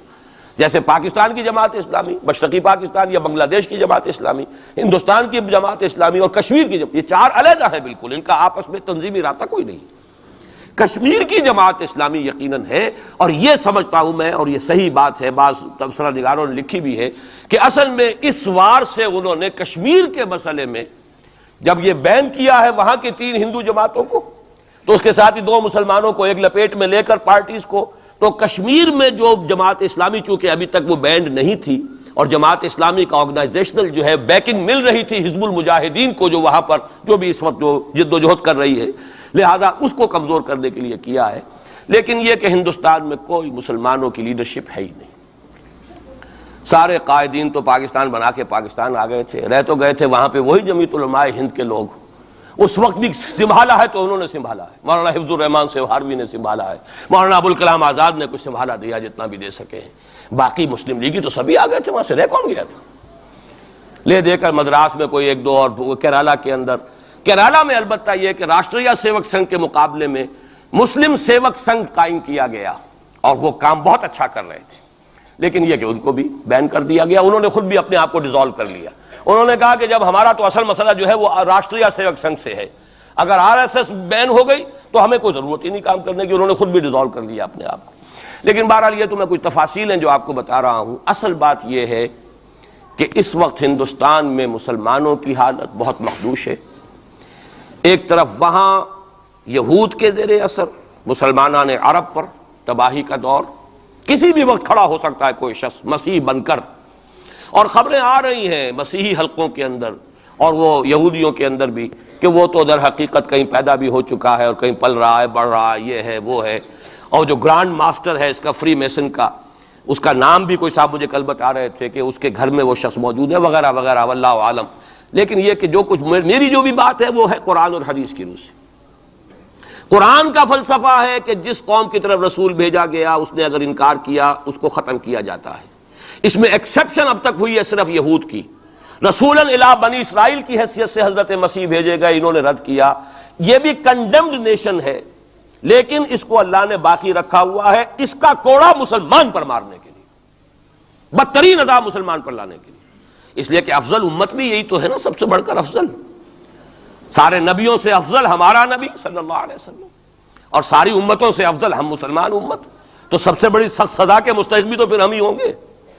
یہ مولانا اصلاحی صاحب کا جملہ میں نے پہلے بھی کبھی سنایا ہے کہ وہ کہا کرتے ہیں ان کے خاص علاقے میں اعظم گڑھ میں کہ جب کسی کو سزا دینی ہوتی تھی تو چمار کے ہاتھوں جوتا لگواتے تھے اسے، تاکہ وہ اگر راجپوت کو راجپوت ہی جوتا مارے گا تو اس میں اتنا اس کو درد نہیں ہوگا جتنا کسی راجپوت کو چمار جو ہے اس کے ہاتھ سے جوتا لگوایا جائے۔ تو یہ یہودیوں کے ہاتھوں مسلمانوں کو پٹوانا در حقیقت یہ عذاب در عذاب ہے۔ ایک کنڈیمڈ نیشن، ملعون قوم، ضربت علیہم الذلۃ والمسکنۃ وباؤوا بغضب من اللہ، وہ قوم ہے جس کے ہاتھوں مسلمانوں پر ادھر بھی آ رہا ہے اور یہاں بھی سامنے آ چکا ہے۔ لیکن ابھی وقت ہے اور اس کے لیے میں لایا ہوں آپ کے لیے تحفے کے طور پر سورہ یونس کی ایک آیت۔ وہاں فرمایا گیا ہے فلولا كانت قرية آمنت فنفعها إيمانها إلا قوم يونس لما آمنوا كشفنا عنهم عذاب الخزي في الحياة الدنيا ومتعناهم إلى حين۔ رسولوں کی تاریخ میں ایک استثناء ہے، میں چند منٹ اضافی لے رہا ہوں، آپ لوگ بھی حاضر ہیں بھی اور میرا خیال ہے کہ دلچسپی آپ کی کم نہیں ہو رہی ہے، آیا بھی 4 مہینے بعد ہوں اس لیے وقت کا بھی زیادہ حق ہے میرا۔ ایک استثناء تو میں نے کہا یہودی، انہوں نے اپنے رسول کو اپنے اعتبار سے سولی پر چڑھایا لیکن ابھی تک بچے ہوئے ہیں، لیکن ان کی تو ہونی ہے وہ سزا جو آنی ہے، حضرت مسیحی کے ہاتھوں آنی ہے۔ جب وہ دجال آئے گا، دجال کے ہاتھوں مسلمانوں کی خوب پٹائی ہو چکے گی، عرب مسلمانوں کی، پھر ان کو کیفر کردار تک پہنچانے کے لیے حضرت مسیح آئیں گے۔ یہ احادیث صحیحہ کے اندر بالکل صحیح، جس میں کسی شک و شبے کی گنجائش نہیں، اس میں گنجائش شک و شبے کی یا قادیانی کے لیے ہے یا منکر حدیث کے لیے، کسی راسخ العقیدہ مسلمان کے لیے ممکن نہیں۔ لیکن ایک استثناء اور رہا، اور وہ قوم یونس علیہ السلام۔ اس قوم کو بھی حضرت یونس علیہ السلام بھیجے گئے، اس کی طرف انہوں نے رد کر دیا اور عذاب الہی کا فیصلہ ہو گیا۔ لیکن ایک قانون اللہ کا رہا ہے رسولوں کے باب میں، رسول ہجرت نہیں کر سکتا، اپنی جگہ کو چھوڑ کر نہیں جا سکتا جب تک کہ ایکسپریس پرمیشن اللہ کی نہ آ جائے۔ جیسے آپ کو معلوم ہے کوئی بڑا افسر جو ہوتا ہے وہ اپنے ہی can't leave station, D C نہیں جا سکتا اپنا ہیڈ کوارٹر چھوڑ کر۔ اسی طریقے سے رسول، اللہ کا نمائندہ، حکومت خداوندی کا نمائندہ، وہ نہیں جا سکتا۔ حضرت یونس سے صرف یہ خطا ہوئی غصے کی وجہ سے، اور غصہ کس کے خلاف؟ اللہ کے خلاف نہیں، معاذ اللہ، ان کافروں کے خلاف غصے کی وجہ سے چھوڑ کر چلے گئے کہ بس اب عذاب آنے والا ہے، تم عذاب کے مستحق ہو گئے، میں جا رہا ہوں۔ ابھی اللہ کی اپروول نہیں آئی تھی جانے کی۔ یہ ڈیبٹ ہے حضرت مسیح کے، حضرت یونس پر، کہ جو کریڈٹ ہو گیا قوم کے لیے۔ واحد قوم ہے کہ جب عذاب کے آثار شروع ہو گئے، قوم کو محسوس ہو گیا یہ یونس ٹھیک کہتے تھے، وہ نکل آئے اپنے گھروں سے اور چیخنے چلانے لگے اور دعائیں کی اور توبہ کی اور گڑ گڑائے اللہ ہمیں معاف فرما دے۔ تو چونکہ رسول سے یہ ایک خطا ہو چکی تھی، اس کا ڈیبٹ ان کو کریڈٹ کی شکل میں ملا ہے، عذاب واپس ہو گیا۔ متعناہم الی حین، انہیں ہم نے ایک اور مہلت دے دی، ایک وقت معین تک۔ اس کا ابھی ہمارے پاس موقع ہے۔ میں جو کچھ عرض کر رہا ہوں وہ عذاب الہی اب سامنے ہے، اب بھی جسے نظر نہ آ رہا اس سے بڑھ کر اندھا کوئی نہیں ہے۔ بھارت کے حالات دیکھنے کے باوجود اگر نظر نہیں آ رہا ہے کتنا بڑا انہوں نے قدم اٹھایا ہے، اور مسلمان کیا کر سکتا تھا؟ کوئی ریزنٹمنٹ کی، ہزاروں سینکڑوں، پولیس والوں نے بھولے، وہاں کوئی اس وقت رائٹس نہیں ہوئے، اور صاف کہا ہے ریڈیوز نے بھی، بی بی سی نے بھی، پولیس کی فائرنگ سے مارے گئے۔ ایک دن میں 300 آدمی بامبے کے اندر جو ہلاک ہوا ہے پولیس فائرنگ سے ہوا۔ کیسے مقابلہ کر لے؟ فوج کا کیسے کر لے؟ پولیس کا کیسے کر لے؟ اس اعتبار سے جو کچھ وہاں بیت رہی ہے وہ تو بیت رہی ہے، جو ہم پہ گزری سو گزری مگر شب ہجراں۔ اب یہ معاملہ پاکستان والوں کے سوچنے کا ہے، جو ہم پر گزرے گی۔ کچھ لوگ ہمارے ہاں بڑے دانشور بنے پھرتے ہیں اور بڑے شوق سے ارے ہندوستان ٹوٹ جائے گا، وہ تو ٹوٹے گا، لیکن اس کے ٹوٹنے سے پہلے تم پر جو آفت ٹوٹے گی اس کا تمہیں تصور نہیں ہے۔ تم سمجھتے ہو کہ یہ جو لکیر کھینچی ہوئی ہے سرحد کی، یہ بچا لے گی، جبکہ اصل مجرم تم ہو، میں ہوں، آپ ہیں، جنہوں نے ان کی کوسٹ پر یہاں عیش کے اپنے ایوان سجائے ہیں، ان کا خون پی رہے ہیں یہاں پر عیش گاہوں کے اندر۔ ہم ہیں اصل مجرم، تو ہم در حقیقت وہ عذاب الہی جو ہے بالکل سر پر آ چکا، اور یہ میں بتا چکا ہوں کہ اول نمبر مجرم مسلمانان عرب، نمبر 2 مسلمانان پاکستان۔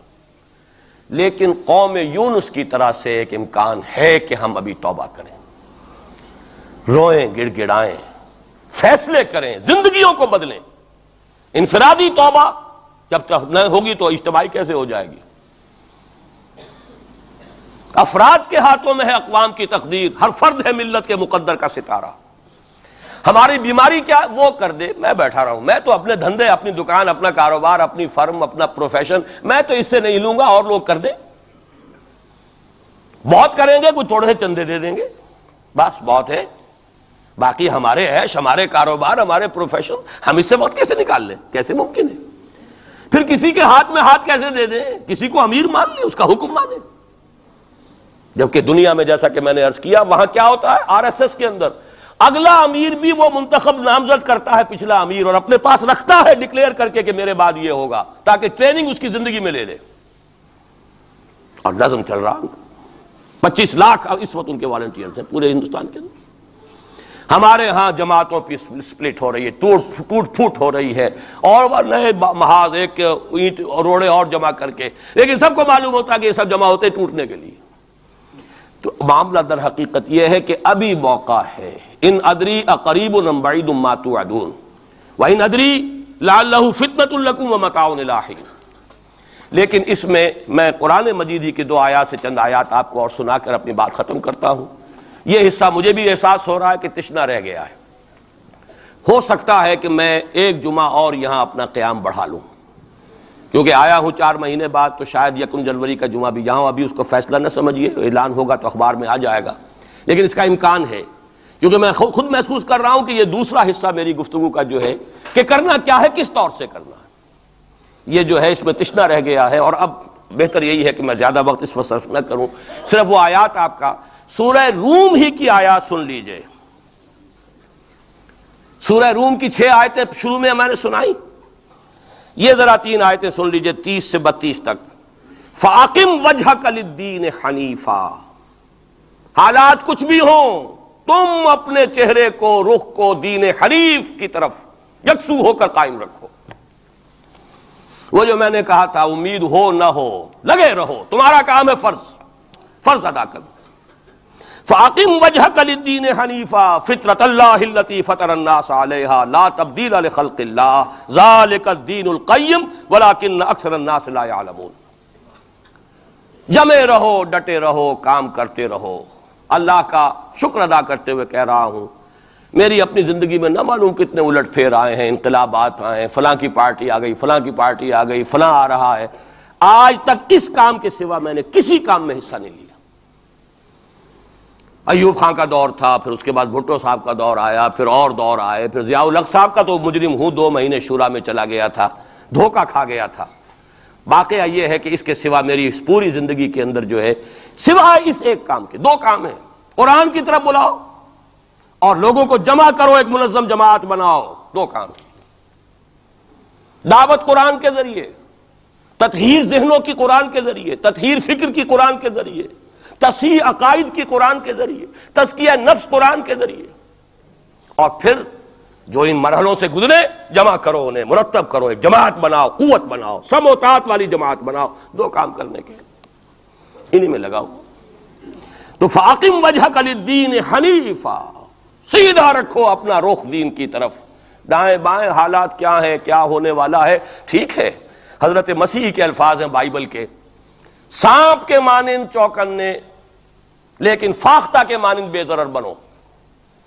سانپ چوکنا ہوتا ہے بہت، لیکن کسی کو ضرر بھی تو پہنچا دیتا ہے، فاختہ ضرر نہیں پہنچاتی۔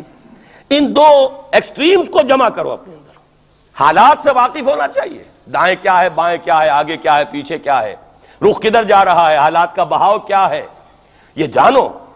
سانپ کے مانند چوکن نہ رہو، لیکن لگے رہو اپنے کام میں، کسی سے دلچسپی نہیں۔ ابھی حال ہی میں خیر جو اب حکومت کا ہوا تھا وہ جلسہ جو بابری مسجد پر، انہوں نے تو خیر ہمیں نہیں بلایا، آئے تھے میرے پاس فاروق احمد لغاری صاحب کہ ہماری میٹنگ ہو رہی ہے، میں نے کہا نہیں، میں نے اپنی رائے جو دی ہے وہ دی ہے، میں دوں گا، لیکن یہ کہ میں کسی سیاسی عمل میں شریک ہونے کے لیے تیار نہیں۔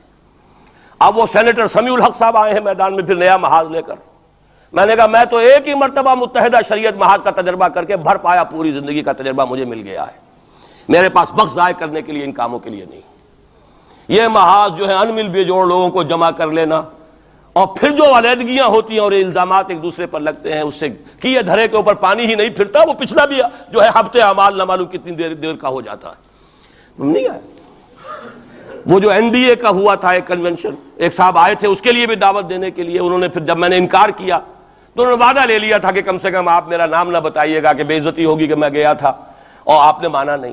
نہ NDA کی کنونشن میں گیا، نہ میں PDA کی کنونشن میں گیا، نہ میں یہ ابھی جو ہوئی ہے کوئی علماء کی مفتی، یہ اپنے سینیٹر کیا نام ہے سمیع الحق صاحب، اس 2 کاموں کے سوا مجھے اپنا وقت کسی اور کام میں نہیں لگانا، سیاست میں جانا ہی نہیں، الیکشن کا رخ ہی نہیں کرنا، بلکہ یہ قرآن کے ذریعے سے دعوت۔ اسی لیے میں آیات سنا رہا ہوں، فَأَقِمْ وَجْهَكَ لِلدِّينِ الْحَنِيفَ فِطْرَةَ اللَّهِ الَّتِي فَطَرَ النَّاسَ عَلَيْهَا، اور آگے فرمایا مُنِيبِينَ إِلَيْهِ، اپنا رخ اسی کی طرف رکھتے ہوئے، وَاتَّقُوهُ، تقوی اختیار کرو، وَأَقِيمُوا الصَّلَاةَ وَلَا تَكُونُوا مِنَ الْمُشْرِكِينَ، نماز قائم رکھو اور دیکھو مشرکوں میں سے نہ ہونا، شرک کی آلائش سے اپنے آپ کو پاک کرتے رہو، دھوتے رہو اور دھو، شرک کی کوئی آمیزش نہ رہے۔ اور دوسرا کام یہ سورہ سجدہ کی آیات ہیں، وَمَنْ أَظْلَمُ مِمَّنْ ذُكِّرَ بِآيَاتِ رَبِّهِ ثُمَّ أَعْرَضَ عَنْهَا إِنَّا مِنَ الْمُجْرِمِينَ مُنْتَقِمُونَ۔ یہ الفاظ بڑے سخت ہیں۔ ان لوگوں سے بڑھ کر ظالم کون ہوگے جنہیں ان کے رب کی آیات کے ذریعے سے نصیحت کی جاتی ہو۔ میں نے جو نصیحت کی ہے اللہ کی کتاب کے حوالے سے کی ہے، جو دعوت ہے میری قرآن کے ذریعے سے، میں نے کوئی کہانیاں، اپنے فلسفے، اپنے کوئی نظریے نہیں تراشے ہیں، قرآن کی دعوت، تعلیم و تعلم قرآن۔ جس قوم نے اس دعوت کو رد کیا ہو، وَمَنْ أَظْلَمُ مِمَّنْ ذُكِّرَ بِآيَاتِ رَبِّهِ ثُمَّ أَعْرَضَ عَنْهَا إِنَّا مِنَ الْمُجْرِمِينَ مُنْتَقِمُونَ، ایسے مجرموں سے تو میں انتقام لے کر رہوں گا۔ اللہ بچائے، اپنے دامن رحمت میں لے لے، ہمیں کوئی مہلت دے توبہ کرنے کی اور اصلاح کرنے کی۔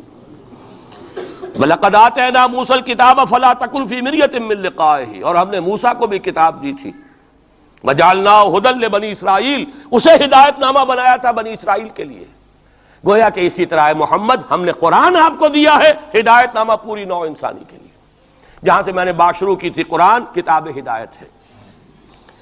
آخری آیت ہے وَجَعَلْنَا مِنْهُمْ أَئِمَّةً يَهْدُونَ بِأَمْرِنَا، اور ہم نے ان بنی اسرائیل میں سے ایسے امام اٹھائے جو ہمارے حکم سے ہدایت کا کام کرتے تھے.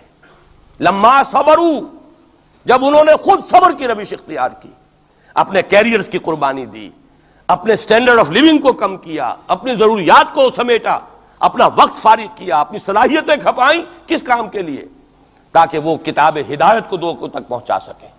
خیرکم من تعلم القرآن وعلمہ، تم میں سے بہترین لوگ وہ ہیں جو قرآن سیکھیں اور سکھائیں. تو فرمایا وَجَعَلْنَا مِنْهُمْ أَئِمَّةً يَهْدُونَ بِأَمْرِنَا لَمَّا صَبَرُوا وَكَانُوا بِآيَاتِنَا يُوقِنُونَ، اور وہ ہماری آیات پر پورا پورا یقین رکھنے والے تھے. اللہ تعالیٰ سے دعا کرتا ہوں وہ مجھے اور آپ کو آیات قرآنی پر پورا پورا یقین عطا فرمائے. یہ ہے اصل منبع، سرچشمہ، یہ ہے بنیاد، یہ ہے جڑ. اس سے قوت حاصل کر کے اپنا تزکیہ، خود توبہ، خود حرام کاروبار کو چھوڑنا، اپنے وقت کو فارغ کرنا، اپنی صلاحیتوں کو لگانا ان دو کاموں کے لیے، فارغ کرنا اس کام کو، پھر نظم کی پابندی والی جماعت میں شریک ہو کر کبھی کوئی وقت آئے کہ ہم کسی انقلابی جد و جہد کے لیے کھڑے ہو سکیں، اسلام کو قائم کرنے کے لیے، جیسے کہ محمد عربی صلی اللہ علیہ وسلم نے آج سے 1400 برس قبل قائم کیا تھا. اگر ایسا ہو گیا تو یہی سرزمین، یہ میں آج کل کہہ رہا ہوں الفاظ، پاکستان ایک پل صراط سے گزر رہا ہے اس وقت. پل صراط کا تصور آپ کے سامنے ہے. جہنم کے اوپر ایک پل ہوگا جس پر سے جو مسلمان دنیا میں کہلاتے ہیں وہ گزارے جائیں گے.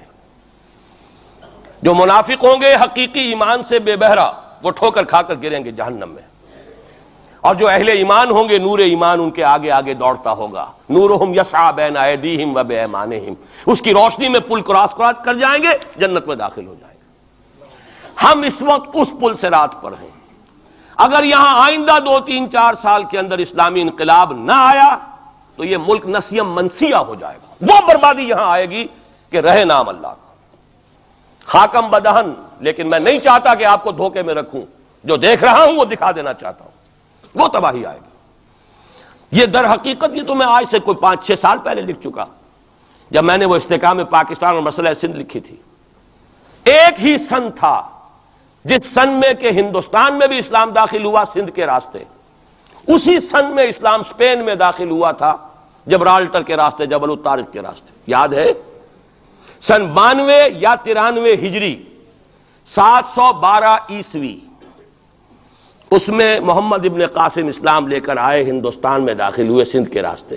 دونوں میں ایس ہے، سن بھی ایک، سندھ اور اسپین ایک ہی لفظ سے، ایک ہی لیٹر سے شروع ہو رہے ہیں. وہاں سے اسلام اور مسلمان کا خاتمہ ہو چکا، 500 برس ہو گئے. 1492 اور یہ 1992 ہے. پورے 500 برس نام و نشان مٹ گیا اسلام کا، مسلمان کا.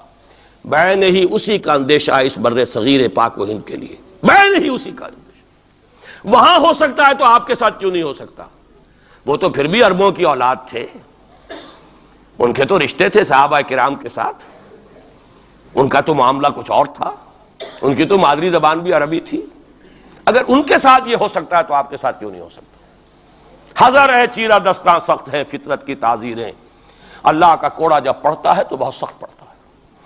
اب دو ہی میں نے جیسا کہ عرض کیا ہے، یا چنا کن یا چنی، یا تو اس اسلامی انقلاب کے لیے کمر بستہ ہو جائیں، اور ورنہ پھر یہ کہ اس عذاب الہی کا کوڑا جو ہے وہ تو اب نظر آ رہا ہے. قوم یونس جیسے عذاب دیکھ کر ایمان لے آئی تھی.